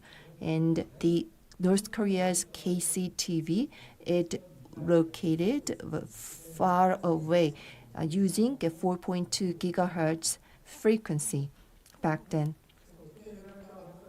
So I tried to find a solution which was reducing or minimizing interference, and I looked for equipment or filters that can minimize interference, and I bought this filter from Hong Kong and then solved the interference problem. Some might wonder, was this the end of the story? But there were other technical issues. I will not go into too much detail. Anyways, after installing this filter, we were able to receive clear signals from CCTVs 24/7. And I thought back then that was the end of my job, but the story didn't end there. One of other employees were telling me that they were not receiving any signals from KCTV. So I wondered what that meant because I couldn't see why we had to receive signals from North Korea. That created some psychological hurdle, but since I received the request from other departments, I had to help them receive signals from KCTV.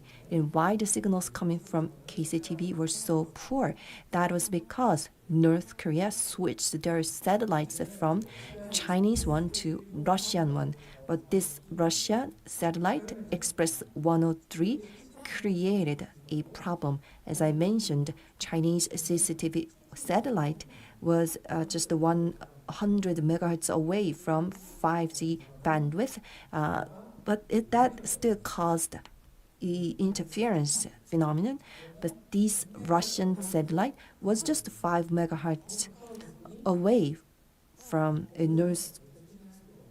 from the 5G relay station. So that made it practically impossible for us to receive signals from KCTV, which are transmitting signals through Russian satellite. Of course, North Korea has its own engineers, and they have to go through verification before sending out signals. And we just looked at history, and on June the 20th, starting from June 20th, North Korea started to switch its satellite from Chinese one to Russian one. And then after tackling some technical matters, and starting from July 1st, on a full scale, they switched to the Russian satellite. Because of that, the gap between the 5G bandwidth and the North Korea's signal bandwidth started to get much closer, which made the interference to the maximum level.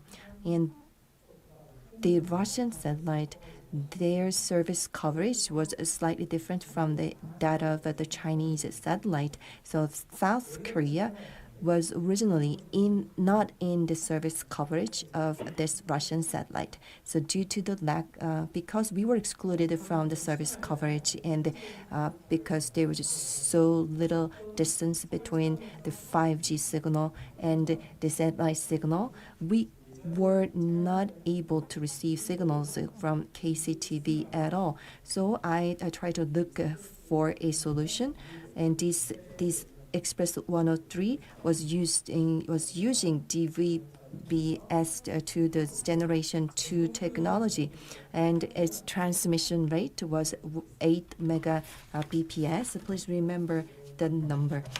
8 megabps, and I found out the parameter, and following the parameter, we installed a new receiver with success, so that after that we were able to watch the videos from KCTV, and we also tried to reduce interference. And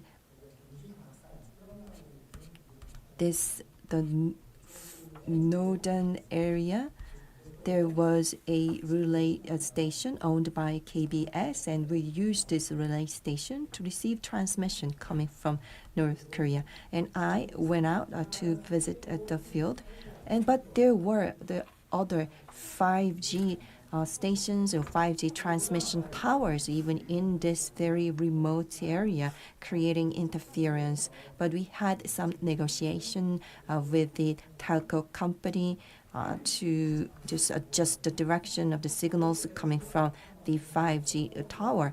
And after that, we were also able to receive signals from KCTV. So on this rooftop of this building, I was wondering whether it would be legal or illegal for me to receive the signals coming from North Korea. I was so worried, but anyhow, I succeeded in receiving the signals.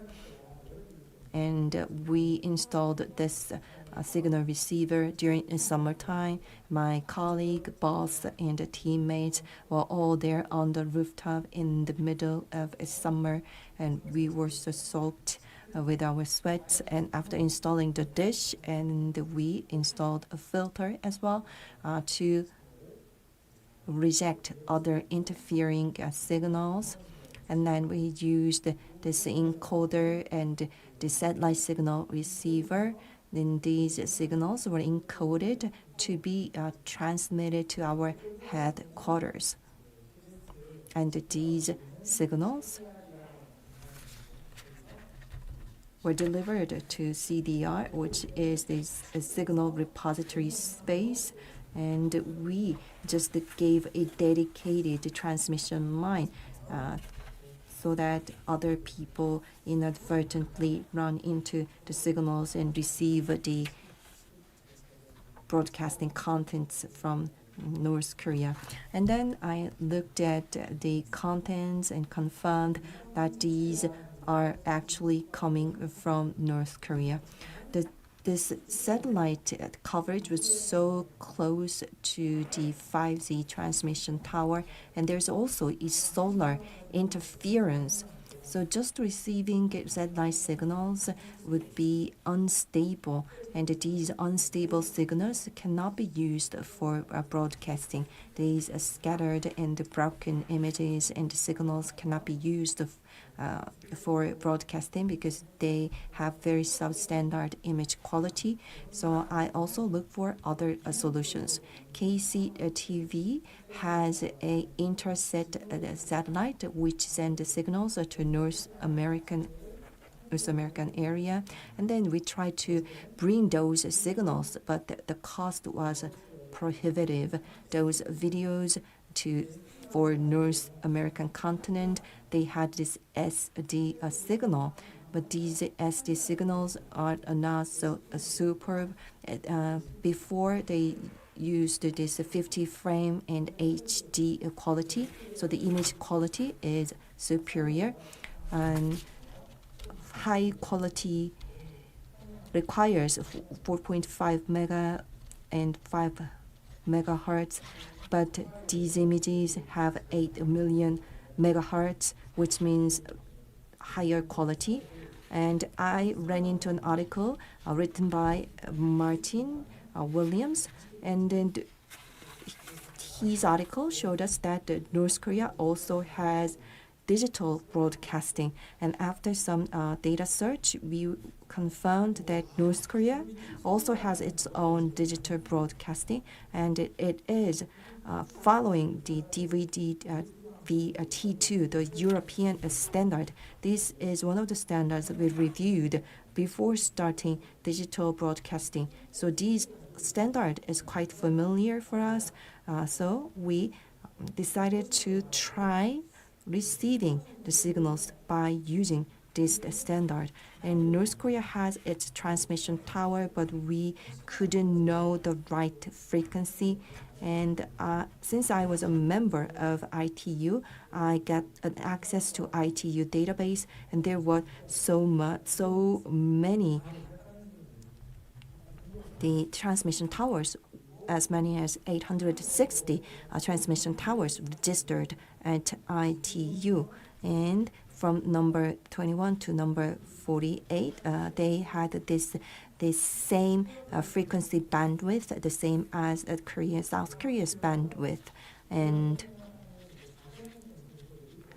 these 100-watt transmission towers, very smaller scale transmission towers. There were so many smaller scale transmission towers in North Korea.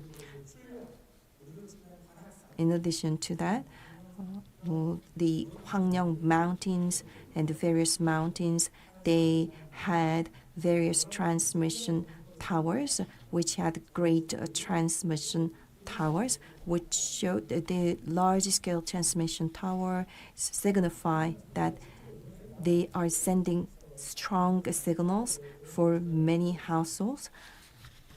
But since we do not have detailed knowledge about the current status of North Korea's broadcasting technology, we were not so sure. But still, we found out that North Korea registered some of their broadcasting technology information at the international agencies, and they are opening their own data. So date in news, that is the date when the North Korea had this digital transition.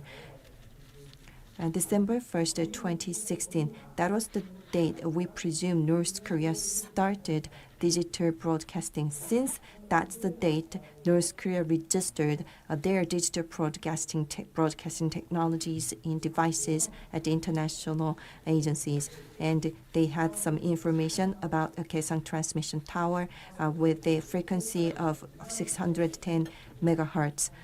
We had this bandwidth of 6 megahertz, but North Korea was following the European standard.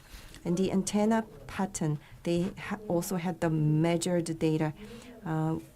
Usually, they just do simulation and entered a very data that look very neat and pretty. But if you just look at this messy data, this means that these are the actually measured data. So North Korea registered their actually measured data. And if we just use this data, we would be able to receive signals directly from Kaesong. And if Kaesong does not have many residents, then it is highly likely that North Korea does not have enough power to provide the power to all of its transmission towers. So we looked at the number of the transmission towers and its transmission power, and then we realized that these numbers are telling us that North Korea was actually operating various transmission towers that sends actual broadcasting signals. So after finding out all of these data, we decided to receive signals directly from North Korea. And then when those direct signals are weak and interrupted, we would use the signals coming from the Russian satellite. So if you look at the satellite images, these are the North Korean transmission towers located in the Kaesong. These transmission towers, they are located in this map and marked with red. And it is so close to demarcation line. And South Korea also had this Kamaksan relay station very close to this demarcation line. And as you can see from this picture, they have this transmission tower on the top of the mountain. And Kaesong transmitting station tower, we aimed at this tower to receive this signal directly. And based on these parameter information, North Korea was using the DVB T2 with 30 mega BPS. So KCTV, they used the 8 mega or 10 mega BPS, and after having some struggle, we received this signal pattern.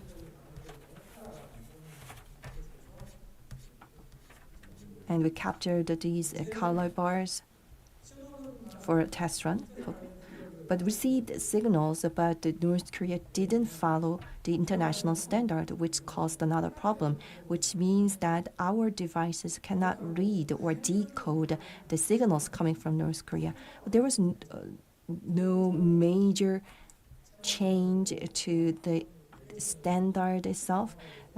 They just had some tweaks over the international standard. They were sending out signals from 4 channels and 1 channel. They were just using 1 channel for MMS service. So they are just streaming out 4 different types of contents over a single channel. And their bitrate, as you can see from this, was just 0. They had signals, but those signals do not have any contents. That is what bitrate 0 means. So we just wondered why they were just sending very empty and null signals, but they were just sending out broadcasting information. So we dug deeper and asked questions to experts around us, and some people told us that North Korea just pretends to send out those signals with no contents. But when I arrived at the station in early morning, I realized that their signals have changed a bit, which means that they are actually sending out contents. So we had some deep analysis of these signals, and then found out they were using very simple circumvention technique, And then we applied our own solutions to receive these broken images. The ཾCTV used this 10 megabps HD with very high image quality. And the ཾCTV was also using a satellite to transmit signals for propaganda. And these three signals didn't use satellite for signal transmission. And this ཾCTV logo was located on the left side, and the rest of the channels, they have the ཾCTV logo on the right side, which was also interesting to me. And I don't think that any North Koreans suspected that their contents would be received by us. I'm worried that they might catch this information that we are receiving their signals as well, and then change their signals. That is what I'm concerned right now. But I hope that we can just continue to receive the signals from North Korea after this presentation. And the ཾCTV had very higher quality, and other three channels had this 5 megabps, the standard SD quality. So after addressing these problems, we were able to see these clear color bars.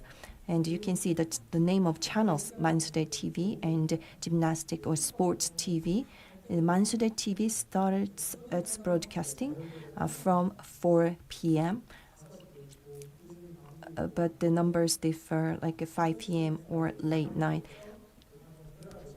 If the researchers or North Korean experts can receive these signals and take a look at these contents, then you would be able to find so many interesting facts about North Korea.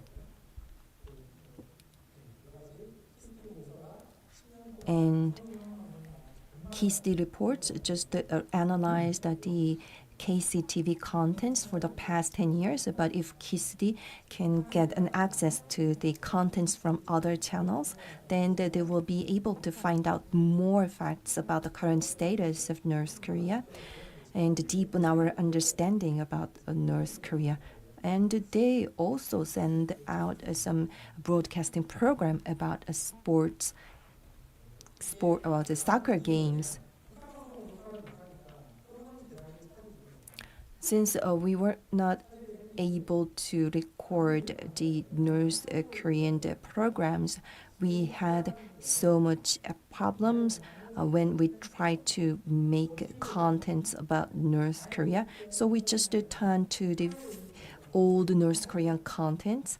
But since there was just 1 month hiatus, we got the access to these North Korean channels, and by using the latest information from these new North Korean channels, we were able to make very quality programs about North Korea with latest information. And for that, we received broadcasting award from the government. And hope that there should be some official programs that receive signals from North Korea. And even though the KBS was using the relay station at the Kamak Mountain, other broadcasting studios are just paying to receive signals from North Korea. And these are the areas where there's no signal interference. And here, by using satellite, they are receiving signals from ཾCTV and paying for those signals. And I thought about ways to receive these signals free of charge for other broadcasting studios. Then why North Korea has converted to digital broadcasting?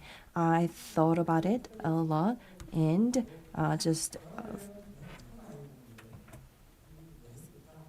and then reached my own conclusion. First, because if they use digital technology, they can send out transmission.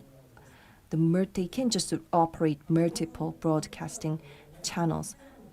You need a individual line to transmit the broadcasting. If you have this analog broadcasting, then you need one line for each channel. But if you convert to digital broadcasting, you can just operate multiple channels, because with just one line and one link, you can operate various channels. And you can also save tremendous amount of power.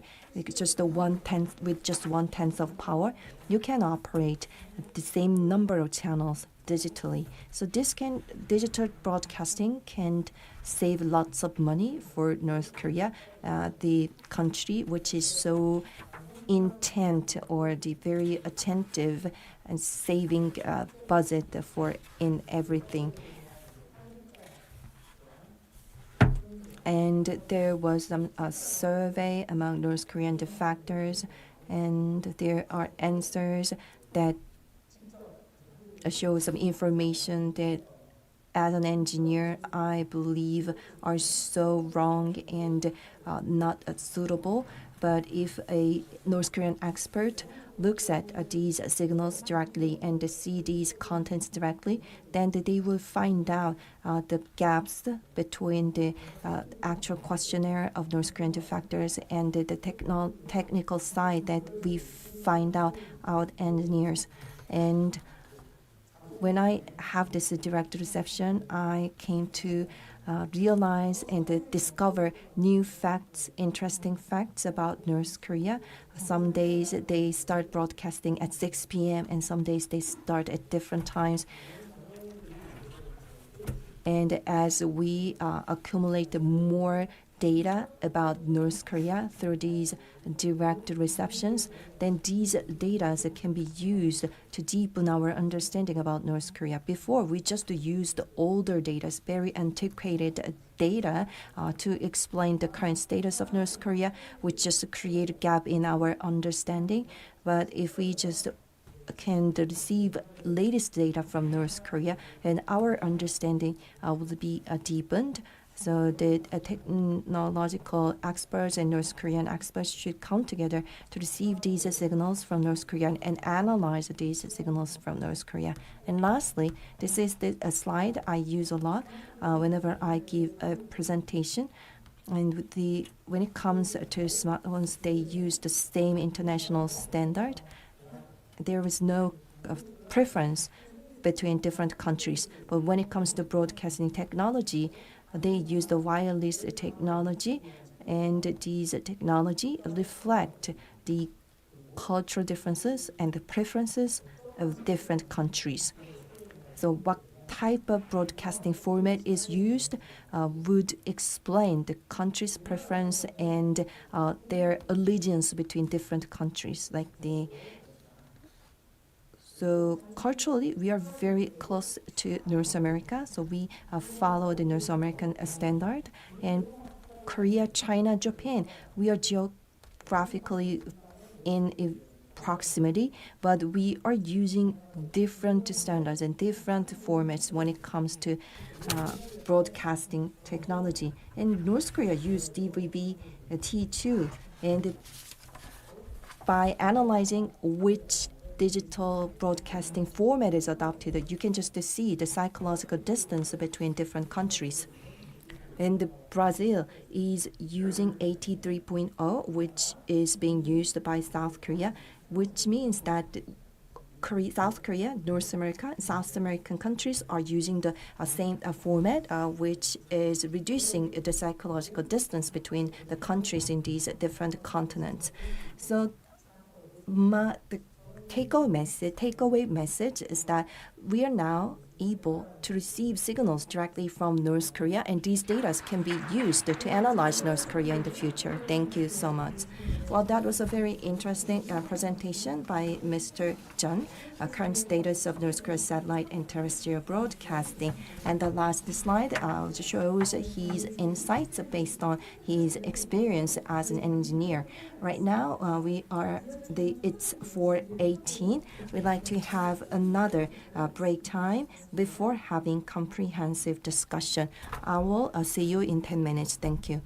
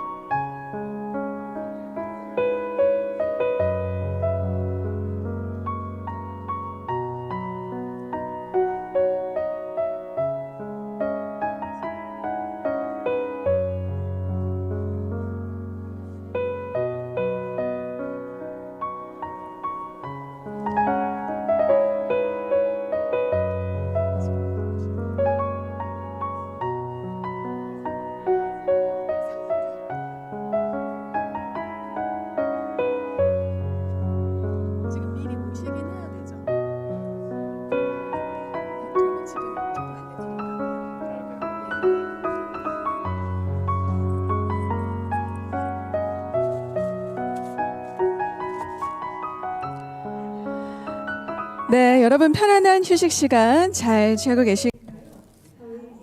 I hope you are enjoying your break.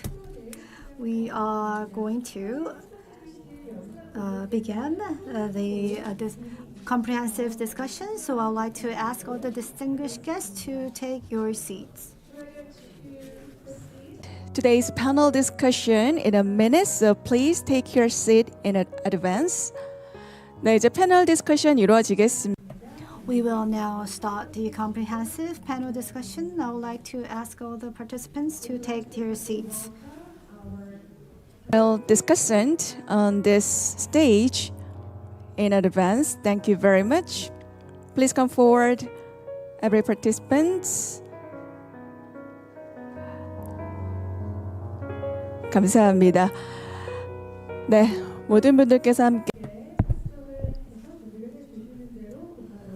We will begin as soon as we have all the panelists at the table. I would like to ask for your patience. Thank you.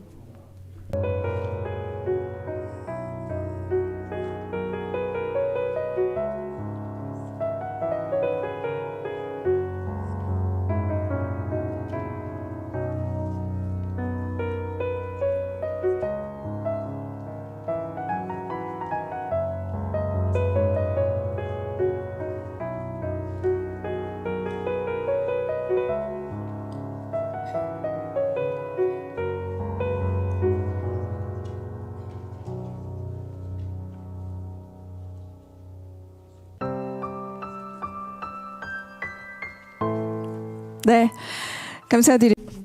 Thank you very much. We will now start the final session of 2025 International Conference on Inter-Korean Broadcasting Education, the comprehensive panel discussion. The theme of today's discussion is Unlocking the Future of Inter-Korean Broadcasting and Communication Cooperation in Digital Transformation Era. Let me introduce the moderator and the panelists, Professor Hanyang of the Department of Political Science Diplomacy at Hanyang University, who previously served as a Minister of Unification, will moderate the session. Now let me introduce the panelists. We have the Research Fellow Hwang Joo-hee of the Korean Institute for National Unification. And we have Professor Kang Chae-yeon of the National Institute for Peace, Unification, and Democratic Education. And we have four presenters from earlier session, Professor Bang Min-ju,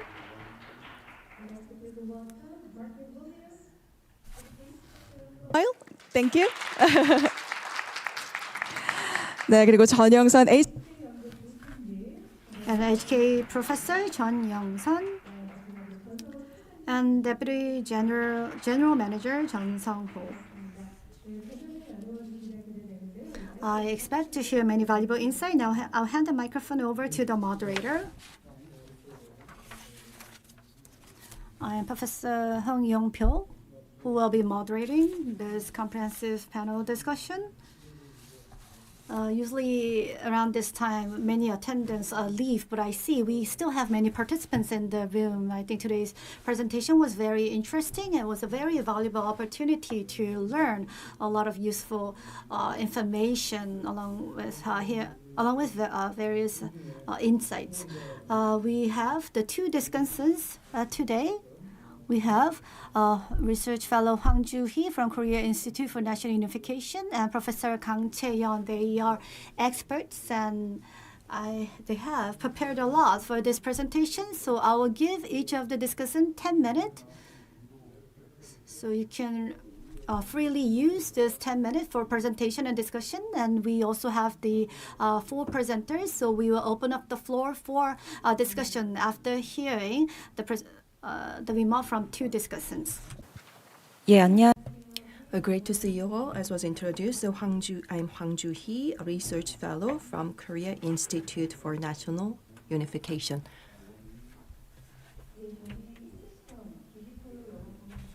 I will be talking about the presentations delivered in this session 1.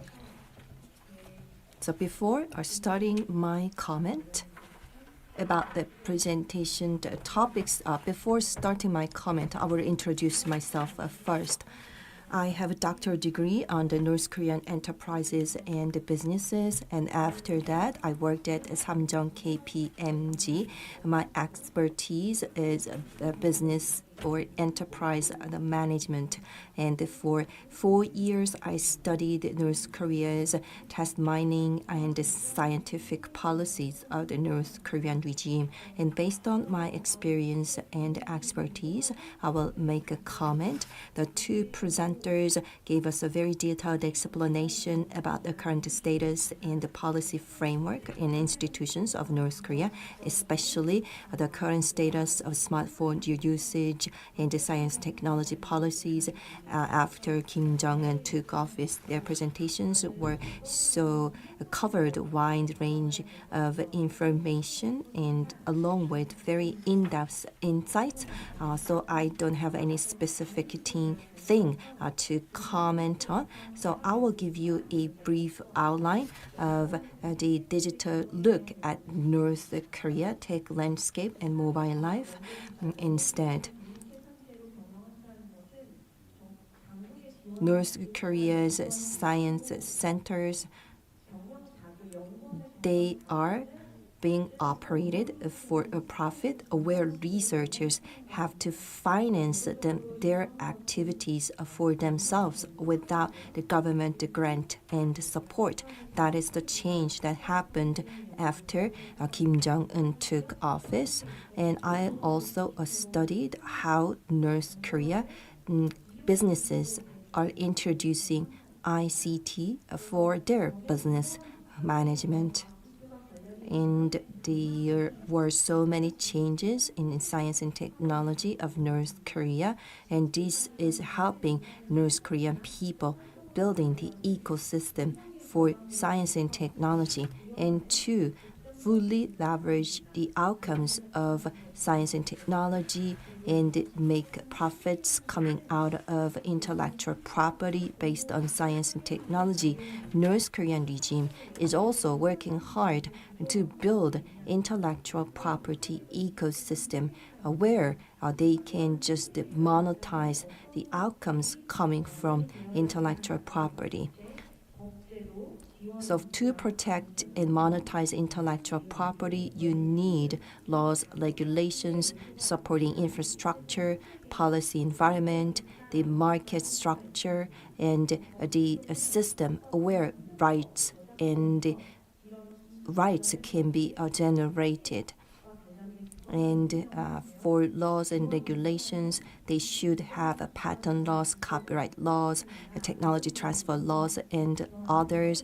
And for technology transfer, they should have an institution for technology transfer, technology platforms, supply chains, and the government should also have IP policies for market monetization. And for market monetization, there should be licenses, loyalty, in the research university and the R&D centers have to be also participating in this market. So you have to look at all these 5 different elements to see the full scale of IP ecosystem of North Korea. And after studying these 5 elements in North Korea, I came to a conclusion that North Korea is also building IPR ecosystem. So who are creating these intellectual property rights? Then the North Korea's Science and Academic Center, State Academy of Sciences, are creating such intellectual properties, along with universities' R&D hubs and IT research units. These R&D centers are developing technologies and manufacturing products based on these technologies.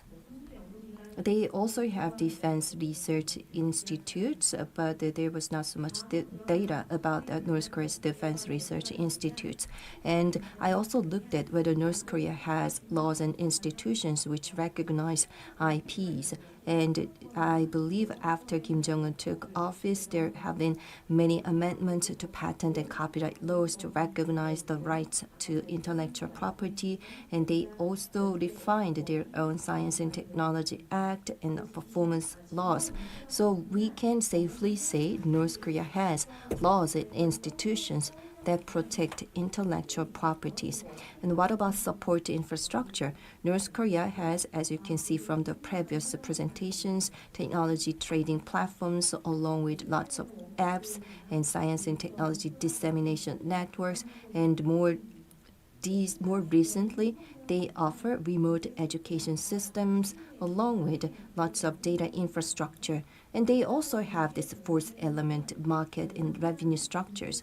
They hold exhibitions that show the latest technologies, related softwares, and others. And they go beyond showcasing these technologies to selling these technologies and applications based on technology.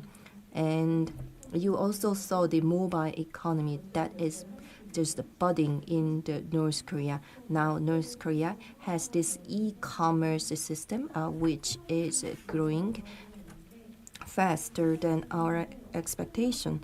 And they also have these stores where you can just purchase the softwares and the applications.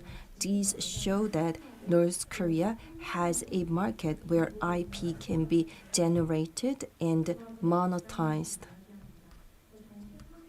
As for the fifth element, policy environment, it is quite friendly after Kim Jong-un took office. Kim Jong-un era has this the slogan of becoming science and technology powerhouse, which treats scientists and engineers very well. It is just focusing on nurturing and growing big talents in science and technology. So it is just taking steps to structurally construct the ecosystem for science and technology, which combines all of these five elements. And they are just giving so much more details into the institutions and system where technology can be converted into capital money.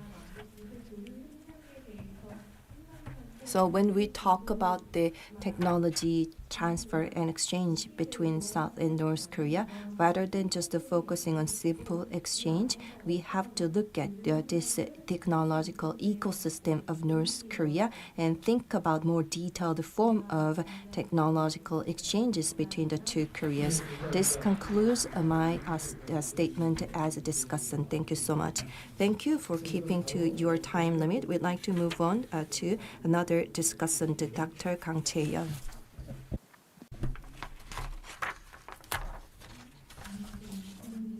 Hello, my name is Chaeyoung Kang. I am from the National Institute for Peace, Unification, and Democracy Education. The topic I would like to talk about is about North Korea films and broadcasting and transmission technology. So title of my presentation is very unique, isn't it? I named it as the unseen conversions. Well, thinking about it during the first session and second session,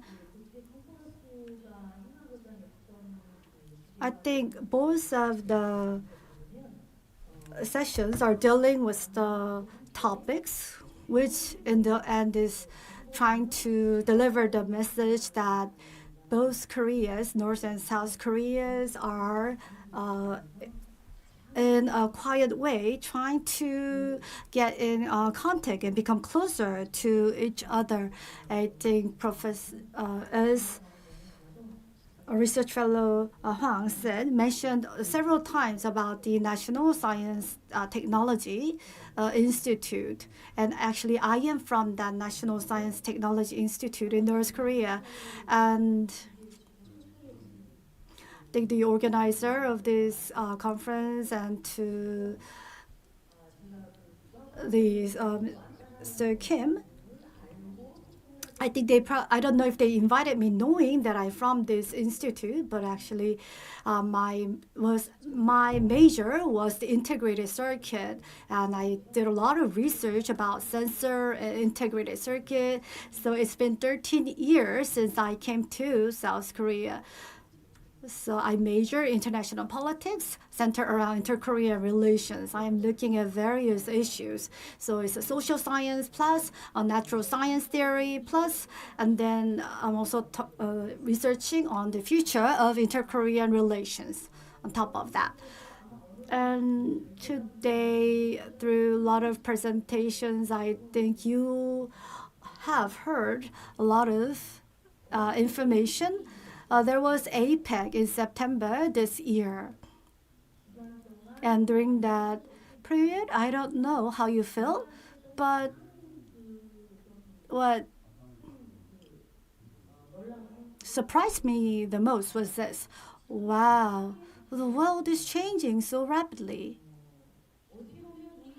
Well, in some sense, the North Korea that we used to know is changing in 10-year cycle or 20-year cycle. That is what many people believe. But in my National Institute for Peace, Unification, and Democracy Education, and this second half of 2025 that we are living in at the moment, you are saying, will it change every 3 months or will it change every other month? So digital transformation that we are talking about today, well, a lot of technology are changing so fast without us noticing it, and it is making a lot of changes in our daily lives. Then, will North Korea be experiencing the same change? To that question, my answer will be yes. So, what I'd like to talk about today is, will the North Korea be experiencing the same change? If so, for what reason? And what is the implication for us? So to simply put it in a nutshell, this term, digital transformation, when did you first, you might have encountered this terminology at some point. And when did the topic of the conference, well, in December 2011, I was preparing some forum, and during that forum, there is the Media Promotion Institute, and I searched keyword to prepare for this forum, and this digital transformation started to be widely used in June 2011. And then from January 2012, this started to be widely used. And then in second half of 2022, what North Korea is doing is North Korea is trying to establish digital e-government. So it has the same meaning as the one we used in early 2000, but not internet, but they are trying to pursue internetization. And within that, they're trying to combine that with digital technology and build digital e-government. And starting from beginning of 2023, North Korean government is making its all-out efforts to build this digital e-government at the cabinet level and the minister level is building this digital e-government. So what did it do before 2023 then? Well, what it did was was developing the relevant system. And this was mentioned by many presenters early on. So cloud computing and the big data. North Korea has not, you might think that they have not developed to this level, but in North Korea, we said in North Korean terminology, we say cloud computation or calculations. So they developed this cloud computing in the second half of 2022. And a lot of administrative portal system that our government used, that was developed in March of 2023. So in such way, in many areas, North Korea is trying to apply digital technology. And in early 2023, or February of 2023, the science engineering, I had a phone call with the science engineering student or the student that studied medicine in Pyongyang. And that student said that in order to study at university, I cannot study if I don't have a smartphone. Every student, whether they have to lend money from someone or sell house, they have to have smartphone in order to study at university. So it means that they have this kind of system and infrastructure in place. Did you watch KBS documentary the beginning of this year called Talent War? That was the name of the documentary. China, crazy about science and engineering. And what was the second part of this documentary? The Korea, crazy about the medical schools. So North Korea is also engaging in this talent war, just like China for past 10 years has followed the footsteps, and it is trying to it is starting to bear fruit. And this are starting to see some visible progress since 2023. So let's look at the film. So what is changing in the film? Well, systematically starting from 2020 and between 2023, North Korea has made a lot of revisions and made a lot of amendments, and then North Korea has continuously amended ICT-related laws. And then in life and culture, there are a lot of structural issues like amendment of the mobile communication and the reactionary ideology and culture rejection act, and the law against exaggerated report, and the law on guaranteeing education for youth, and the law on reporting residents. All of this started to appear during that time. So this film, The New Spring of Paiknam, I hear from many people that have watched this movie that this is really surprising. In producing North Korean film, the key background is something that can represent the era, the government's policy that can represent the era. So this is what North Korean media is all about. So before the capitalism, like individualism and bureaucrats, that was what the film did well. But after the opening up the market, even though it's dealing the same topic, it will start appear as more widespread social and cultural phenomena. So the North Korean government established various laws, and then all of that was condensed into one and was portrayed through the movie The New Spring of Paiknam. So all of the act that I mentioned before, that was illustrated through The New Spring of Paiknam. And at the bottom, you can see the film that was produced in 1982, the Secretary of the Military. So the this Paiknam is the official that is below the party official in this movie that was made in 1982. And in the previous movie, it always talked about showed the portrait of Kim Il-sung and Kim Jong-il. And then in the Kim Jong-un era, all main characteristic of all the films and the drama that was produced after the Kim Jong-un era is that it is putting nationalism at forefront. So as you can see the flags on the desk. So these are some of the differences. And by showing this national flag in 2024, which is last year, said that the nationalism is all about putting the supreme leader at forefront. So in the Kim Jong-il era, that was portrayed at the beginning part of the movie. But now it is starting with the nationalism and then ending with the supreme leader at with the market opening. We can see that it is trying to portray how the lives of ordinary citizens are changing. So I think I need to hurry up. So what has really changed?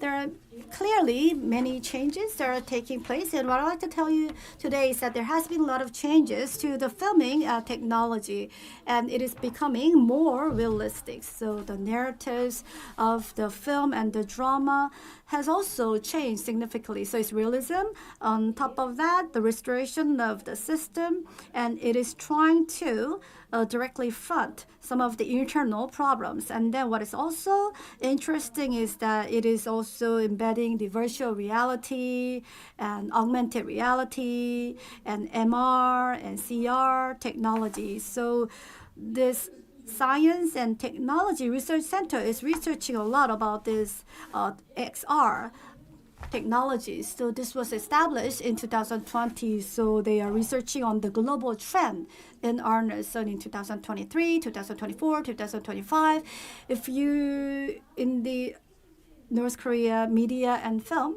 in order to easily understand understand the trend, all you need to do is understand the global trend, because within that in every 3 months or 6 months, the North Korean policymakers are also keeping in tune with the global policy trend.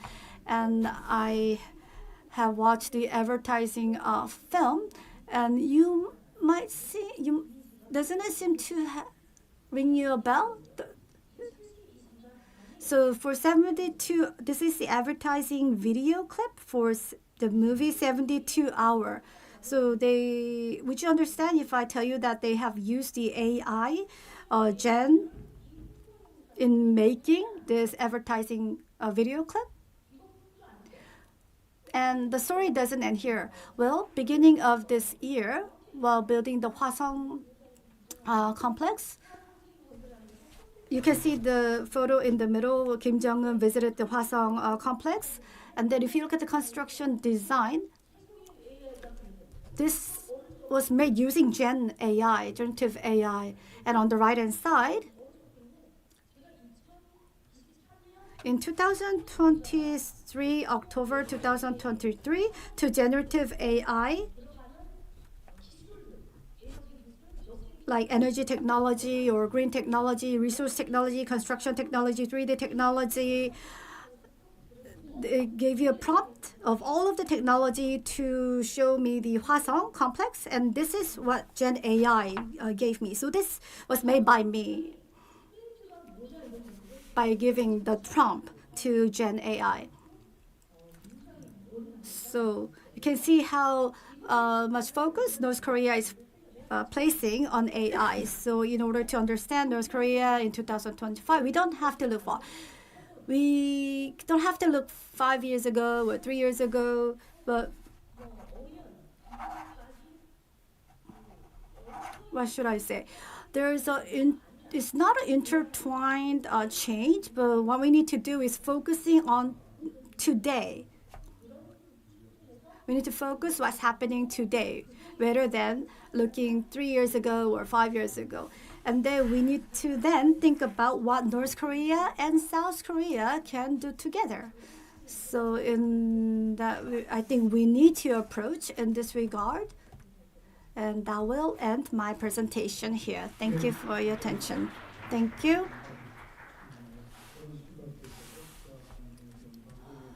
I've talked about the North Korean broadcasting in various perspectives, and two discussants, rather than asking questions, they shared their insights based on their expertise and talked about the North Korean technology and broadcasting. So let me ask a common question to all the panelists on the table. I have been watching North Korea closely for quite a while now, and I'm also delivering lecture on North Korea, but I'm not aware about the technology. So let me ask a question about what I'm interested in. If I ask this question, maybe other people might also find it interesting and might be curious to know about this. So let me ask some basic questions. From the first presentation, we talked about the technology in North Korea, and then we heard about AI technology. But actually, if you say, well, North Korea has well-developed science and technology, and many people in South Korea will say it will not be so advanced. It will still be lagging behind. Or some people might say that maybe the intention is to use it for the military purpose. That's will probably be the general belief of many people in South Korea. And I also wonder the same thing. So to for me to have a clear understanding, whether it's a mobile phone or the drama technology or broadcasting technology, compared to South Korea, what is the level? If we place South Korea at 10, what will be the score of North Korea? If it's difficult for you to score, then is it how many years lagging behind? By how many years compared to South Korea? Because I think it will not be ahead of South Korea. So it'll be good if you can try to answer this question one by one, like broadcasting technology and science technology. Compared to South Korea's science technology and broadcasting communication technology, what will be what will be the score of the level of North Korean technology? Could we start with Professor Park? Well, ICT technology in North Korea's industrial technology is the one that developed most rapidly and has been advancing for many years. So it is much advanced than the typical science technology in North Korea. So you might be asking a question, really? But compared to the science technology in the other sectors, it is developing much rapidly. That's why Kim Jong-un said that this is something that need to develop, leapfrog in its development. So we have explained to you some advanced technology in our presentation today. And I'm sure all of you are thinking the same thing. The number of people using the cell phone is roughly 6 to 7 million, so it's still less than 50%. So in terms of accessibility, there are still some barriers. So it is difficult for me to pinpoint and say it is like how many years of a gap compared to South Korea. But if you look at Pyongyang, the people that are using the cell phones and the tablets and PC, I think the gap, I think there's about 3-year gap at the moment if we compare like the affluent people, those who have free access to the internet and technology. During the pandemic, North Korea has catched up a lot, and then I told you about Jindal 7. So if we track down the gap of device development, the gap is narrowing down, and I think there's about 3-year gap at the moment. And if we look at the the people who are isolated from accessing digital devices, the people living in the rural area, they don't have any accessibility at all. So it's very difficult to say the average gap. But what's really important in ICT is autonomy. So there has to be autonomy in accessing the ICT, but in order to maintain the regime, North Korea is limiting the autonomy of the people in accessing the technology. But because this is used by people, there are some particularities. So the more the North Korea develops the surveillance and monitoring technology, the more people are trying to evade and circumvent from those technology. You think that people will live within those monitoring and surveillance, but many young people who have the ICT capability, they are trying to evade and break out from those surveillance structure. So there is a gap between the old generation and the younger generation. So it depends on who we would compare. So ICT has advanced, but it can be different depending on which population group it is. But I think in general, there will be about 3-year gap. And as time passes by, I think the gap will narrow down more. Would you also assess? Yes. I mean, first of all, I agree with everything that Professor Pak just said. There are definitely different levels of advancement depending on what we look at. In the cell phone space, for example, I mean, comparing to South Korea, I think is a little unfair because you guys have Samsung, which is one of the world's leading cell phone producers. I have a Samsung smartphone. So obviously, North Korea isn't equal there. But no, I mean, for hardware and things like that, North Korea is still relying on China for its smartphones. when it comes to apps and software development, all of that is being developed domestically. And I think we see this in other areas as well. North Korea is still a relatively poor country in terms of the amount of foreign currency it has to invest and buy in hardware from overseas. So that holds some areas back. But where the country isn't lacking is in brain power. There's no reason, as long as a North Korean university student has access to the same textbooks and computers and resources as someone in South Korea, there's no reason why they can't become as good at things like software engineering. And we're seeing this.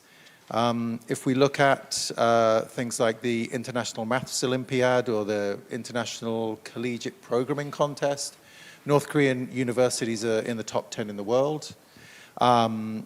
The North Korean hackers are also incredibly talented. I know that's not a great use of ICT, but it shows that in the sort of knowledge-based areas, they're a lot more equal than in areas that rely on hardware. One of the exceptions to that would be in the military realm, where the government is willing to invest large amounts in hardware. It's worth remembering that North Korea is one of only I think about 12 countries in the world that has managed to put anything into space. South Korea is also one, of course. But there are only a very few countries that have managed to do that. But North Korea has focused a lot of energy on that kind of military area as well. But they're advancing fast, and I think one of the things that really is holding them back is, the access to the hardware, which requires the money and is then involved in sanctions and lots of legal issues. So it depends on the area, but in some areas, very advanced. Thank you.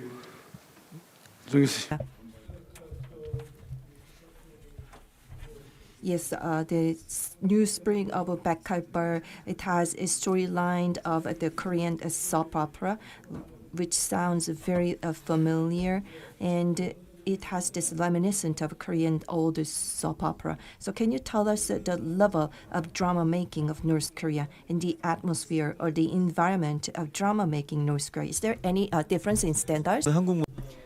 Well, if you look at the Korean culture and compare that with South Korea, there's quite a big gap. Because within Korea, I have difficulty talking and understanding when I communicate with the young people in Korea. So I think the technology era has come to an end, and I think we are living in the software era and a contents era. And what North Korea is contemplating a lot nowadays is that they are not creative. Their scientists are not creative. And they are trying to address this issue and trying to incorporate this when they set the direction for education. And the reason why they reorganized the direction for the organization is to become creative and future-oriented education in line with knowledge-based society.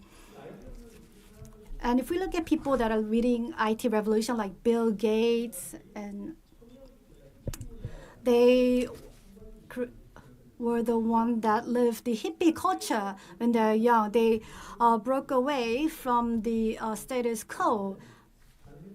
And that is why they were able to find the breakthrough. But there was some technological limitation in North Korea. Well, when Pororo was first aired, we get the Conti, right? The animals get together and then they go to school. But when we tried to express this in detail, they were all standing in lines. They're waving their hands, right? So it's not the technological issue, but developing the kind of contents. That's where the difference lies. Because they are latecomers, they will quickly catch up. But it is at the moment currently impossible to make up for that kind of a gap. Thank you. You also shared your experiences of how all of the efforts that you made to overcome this terrestrial broadcasting? Yes. North Korea also has its own engineers who are studying engineering technology a lot, but without the help of broadcasting engineers, they cannot do this digital conversion. So there should be the broadcasting engineers in North Korea, and they are not just constrained to using analog technology, and they have this capability and capacity to adopt digital technologies as well. And as a professor mentioned, when it comes to industrial development, of course, South Korea is far ahead of North Korea, making TVs. We have Samsung and LG. And when it comes to content development and making storylines, our contents, K-contents, are loved across the globe and are recognized for its high attractiveness. And we are one of the very globally popular country that is producing world-class content. So North Korea cannot keep up with us as of now when it comes to industrial technology and content creation. But North Korea is good at making policies or strategies for support.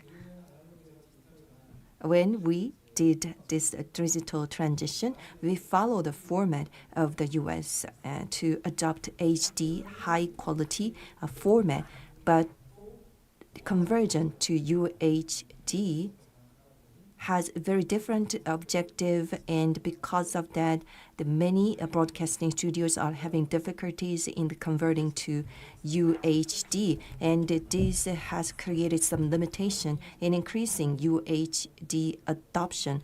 And amidst of all of that, OTT has become widely available, and because of that, terrestrial broadcasting studios are lagging behind the global OTTs because of this very belated steps to convert to UHD. However, if we look at North Korea, if it requires massive investment, if a policy requires massive investment, and then the government has all the initiative, and the government is sometimes quite very bold at making a dramatic change. So not just Pyongyang, Kaesong can also have access to multi-channel broadcasting. So that is the rapid or more recent changes happening in North Korea.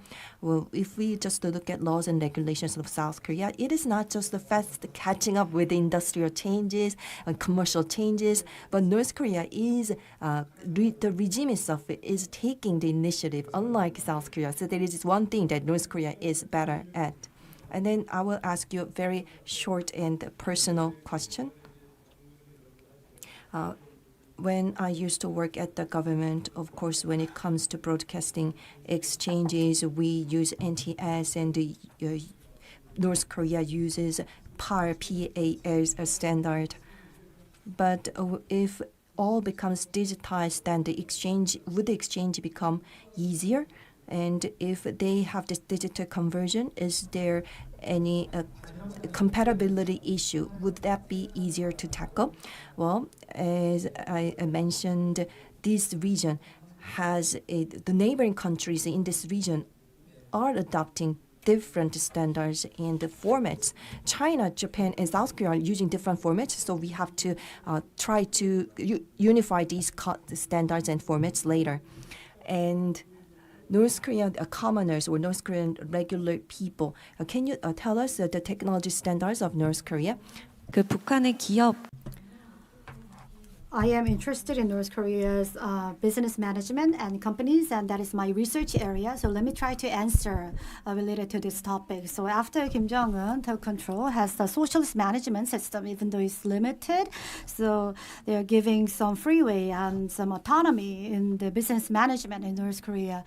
Then here, 제한적이지만 So the North Korea is giving autonomy of price setting and create some market where they can sell products. and they also give autonomy to businesses to monitor and manage their own employees. Of course, these are given in South Korea, but in North Korea, these are new developments, giving more autonomy to businesses, for-profit enterprises, and how they are making institutions to grant such autonomy. North Korea finds two ways. One is law and regulations, and second is digital control. So digital access is very important here. And what is the digitization level of North Korean businesses and enterprises? What North Korea regime wants ultimately is real-time monitoring to have a full control over enterprises, how much they can produce, how much they are selling, and how much scale they have. If they have such information, they can have better and tighter control over enterprises. So when you look at the dialogue between Xi Jinping and South Korean President Lee Jae-myung, then what North Korea wants is to digitization of the IT system of all North Korean enterprises, and the backdoor access to these systems is possible in China, and North Korea might emulate the practices of China. So when North Korea finishes converting digitization of these enterprises, North Korea might want to install backdoor for real-time monitoring. And if you look at North Korea these days, then all of the products have to have QR codes on them. And when they sell these products, then products without QR codes cannot be sold in the market. So if you just take a picture over the QR code, you can track down all of the information, the history of the product, and where these products are produced. So by using this on-device information, then North Korea would have more control by introducing IT system and introducing all of these monitoring system. Well, I think under current situation, what North Korea government wants to do most is building data. So it is continuously emphasizing data, and by data is efficiency, control, system. So it encompass all these keywords. So by having data is people, factories, schools, institutions, and factories, everything needs to be built as a data. And we will make the program to under the intranet, even though internet is not possible. And in building the infrastructure, what I mean by infrastructure, it is being self-reliant. And what is the informatization? That is being self-reliant in the science and technology arena. And then this is all about system control. So that is the North Korea's formula. And that is what North Korea has been pursuing since 2023 through big data. So that is why it is conducting a lot of research in big data. So it is newly designing with this new formula. And what is most important is security, technology, and control technology. So starting from 2018 and from 2018 to 2020, two-layer and three-layer, multi-layer security technology have been developed. And we are seeing the results or achievement from 2023. So many people are using cell phone and many devices and commercial electronic devices and portals. And the government, in order to control all these behaviors, for example, let's say I am walking around with my cell phone, and we saw in the earlier presentation, if I say "Oppa," and then it's translated into 동지, which is the translation into North Korean language. So this is a very simple technology nowadays in North Korea. So all texts are in real time edited. And that is how North Korea is changing the old documents using this AI technology, and the virtual location technology that is also used internally in North Korea. There are some people that are secretly finding it in the internet and using it. So they are, until 2013, they have found thousands of people. So this kind of control technology, when to root out the individuals that are using this kind of technology. Let's say the third party intervenes in the control process and then is trying to manipulate the process. So they have started researching this technology starting from second half of last year. And I think this kind of control technology will be developed by end of this year. And South Korea,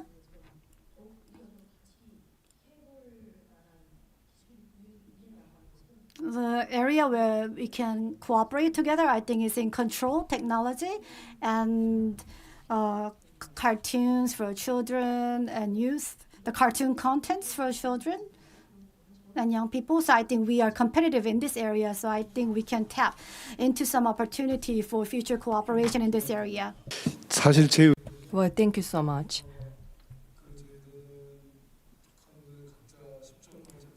Well, I wanted to get a very simple answers like score 7, score 6, or what that was my original intent, but I got so much more information about North Korea. But because of that, we don't have much time to give you individual questions. But the last common question I want to ask is that since the topic is the future of broadcasting technology between the two Koreas, so what kind of preparation should be made to promote inter-Korean broadcasting exchange and cooperation in the future? But before that, as Mr. Jun explained before, there should be connection between technology and the humanities.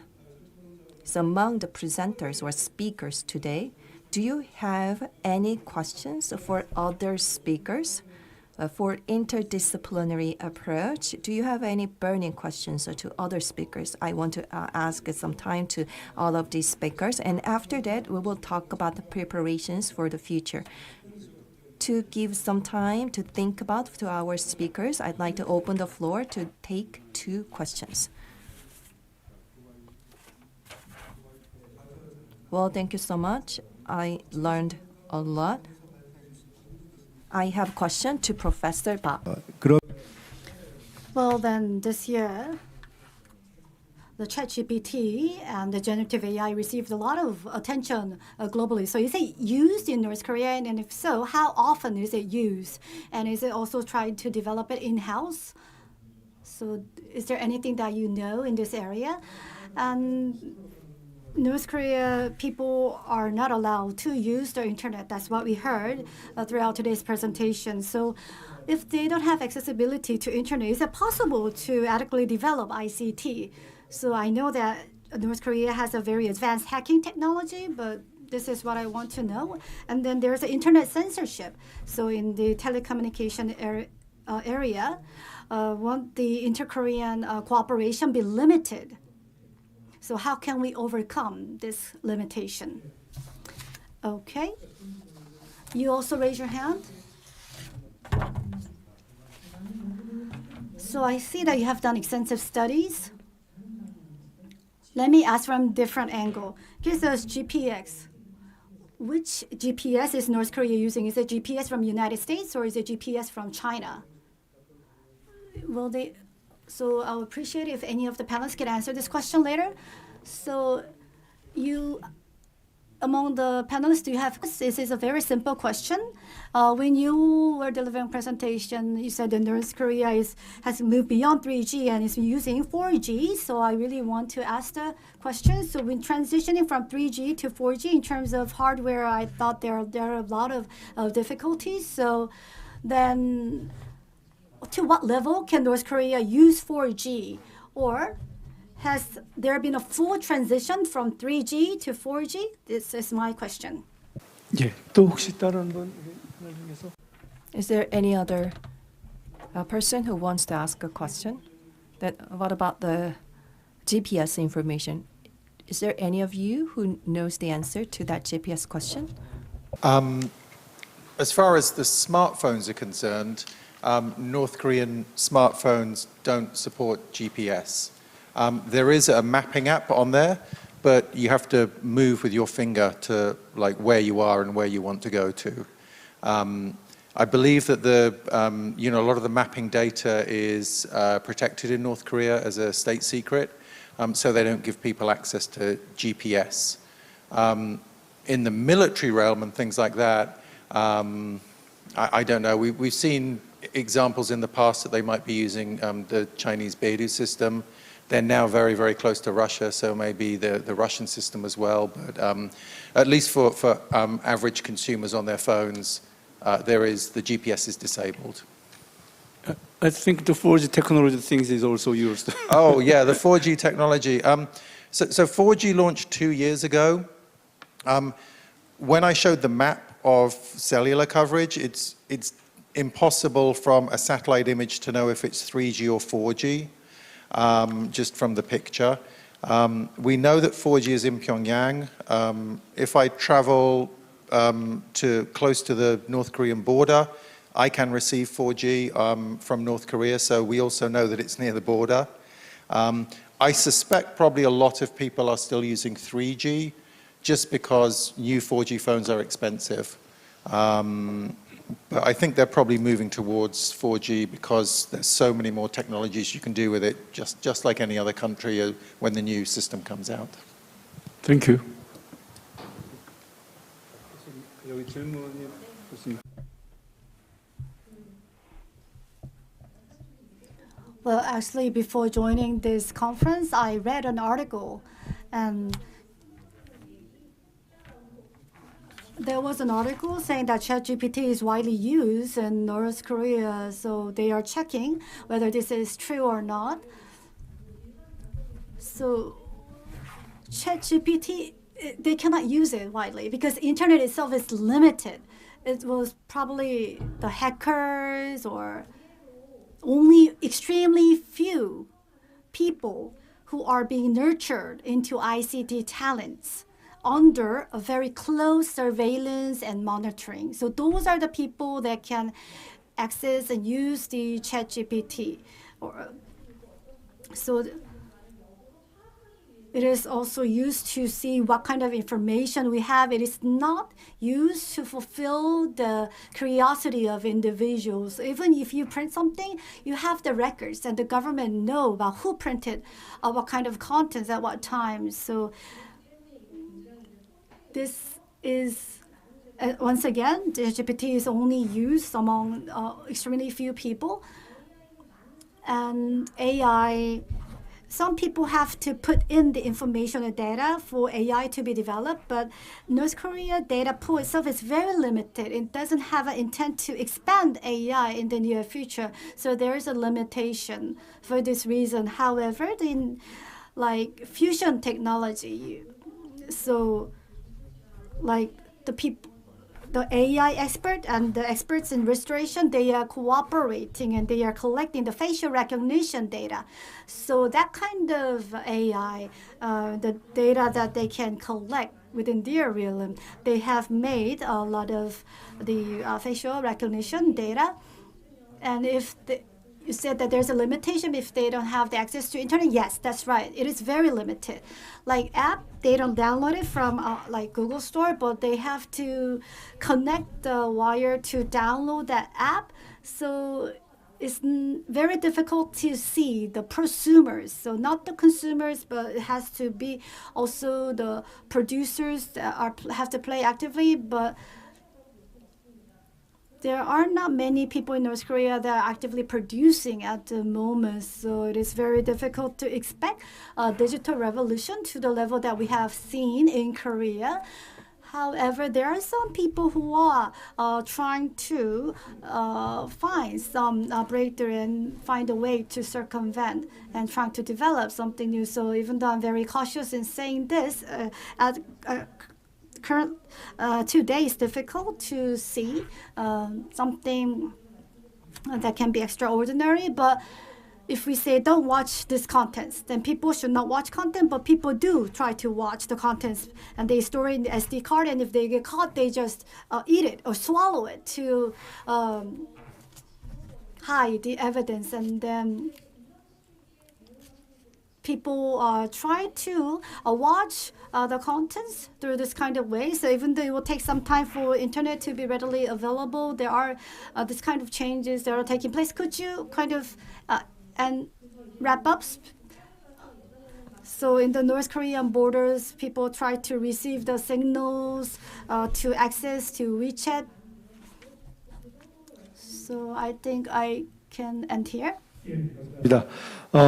그럼 시간이 거의 이제 5분도 채 안 남았는데요. 그래도 어쨌든 제일 중요한 결국 문제는 우리가 이 방송 교류 협력의 미래를 위해서 무엇을 준비해야 될지 또 무엇을 조심해야 될지 지금 꽉 막혀 있는 상태에서 우리가 통로를 만들고 연결을 시켜야 된다는 차원에서 그래도 좀 지혜를 모은다는 차원에서 여러분들의 고견을 주시기 바랍니다. 다만 시간이 많지 않기 때문에 한 2분 정도씩만 기본적으로 드릴 테고 순서는 우리 강 박사님부터 짧게 하셔야지 뒷분이 얘기하실 수 있으니까 핵심만 뭘 했으면 좋겠다. 혹시 예. 저는 지금 현재로서 Well, I think what we can do at the moment is, I have repeatedly said this, but what is different, what is same? We need to continuously accumulate the data on what's common, what's different. So technical data as well. So we need to approach from this angle. That's it. Thank you. 네, 어려운 질문인데 저도 짧게 한번 대답해 보겠습니다. 그래서 현재 지금 우리가 할 수 있는 남북 방송통신 쪽에서는 규격이나 제도에 관련해서 어떻게 통합할 것인가에 대한 고민이 지금부터 좀 더 이루어진다면 향후 빠르게 협력할 수 있지 않을까 싶습니다. 네, 전체적인 기술 협력의 가능성에 대해서 조금. 예, 앞서 두 분 말씀 주신 거랑 맥락이 다 있는 것 같은데요. 서로 이제 교류할 수 있는 자료들은 서로 좀 교류하면서 기술적인 이해도를 Then we have to do the exchanges, and then we can just adopt the same technology, same standards and the formats for the unification. Thank you. Professor John? We talked about the technology details. So, well, first we have to have the common language about the North and South broadcasting and communication and natural document, education, language and culture, restoration. So I think in this area, there are some rooms for technology cooperation. Thank you. Difficult question to answer at the moment, given the sort of current politics between the two countries. I think the best suggestion I've heard today, and also the suggestion I would give, was the one at the end of Professor Park's presentation, which is that rather than direct cooperation, maybe the best thing to do is work through UN agencies or neutral agencies. There are lots of international broadcasting bodies, and it's probably easier to work through them than to try to do anything directly at the moment. Thank you. 예, 박민지 교수님 드리겠습니다. Well, North Korea, they will not accept direct assistance from us. So I think first thing, we need to tap into area of common interest like climate change or digitalization and jointly managing the information. But this is actually quite complicated, so it has to be interlinked with other area. And they're interested in education and restoration, so I think excluding the political side, I think there will be some room for cooperation in here as well. Well, thank you so much. Everyone was so brief and succinct so that we can keep the timeline.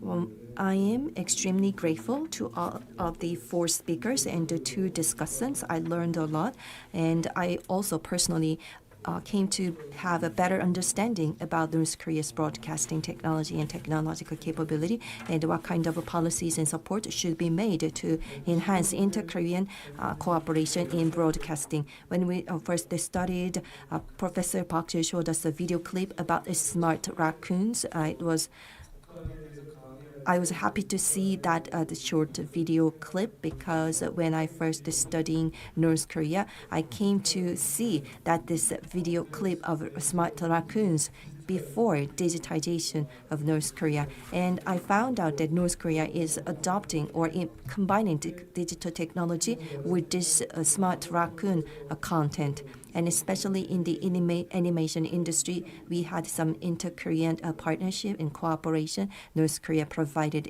the draft sketches, and then we colored in.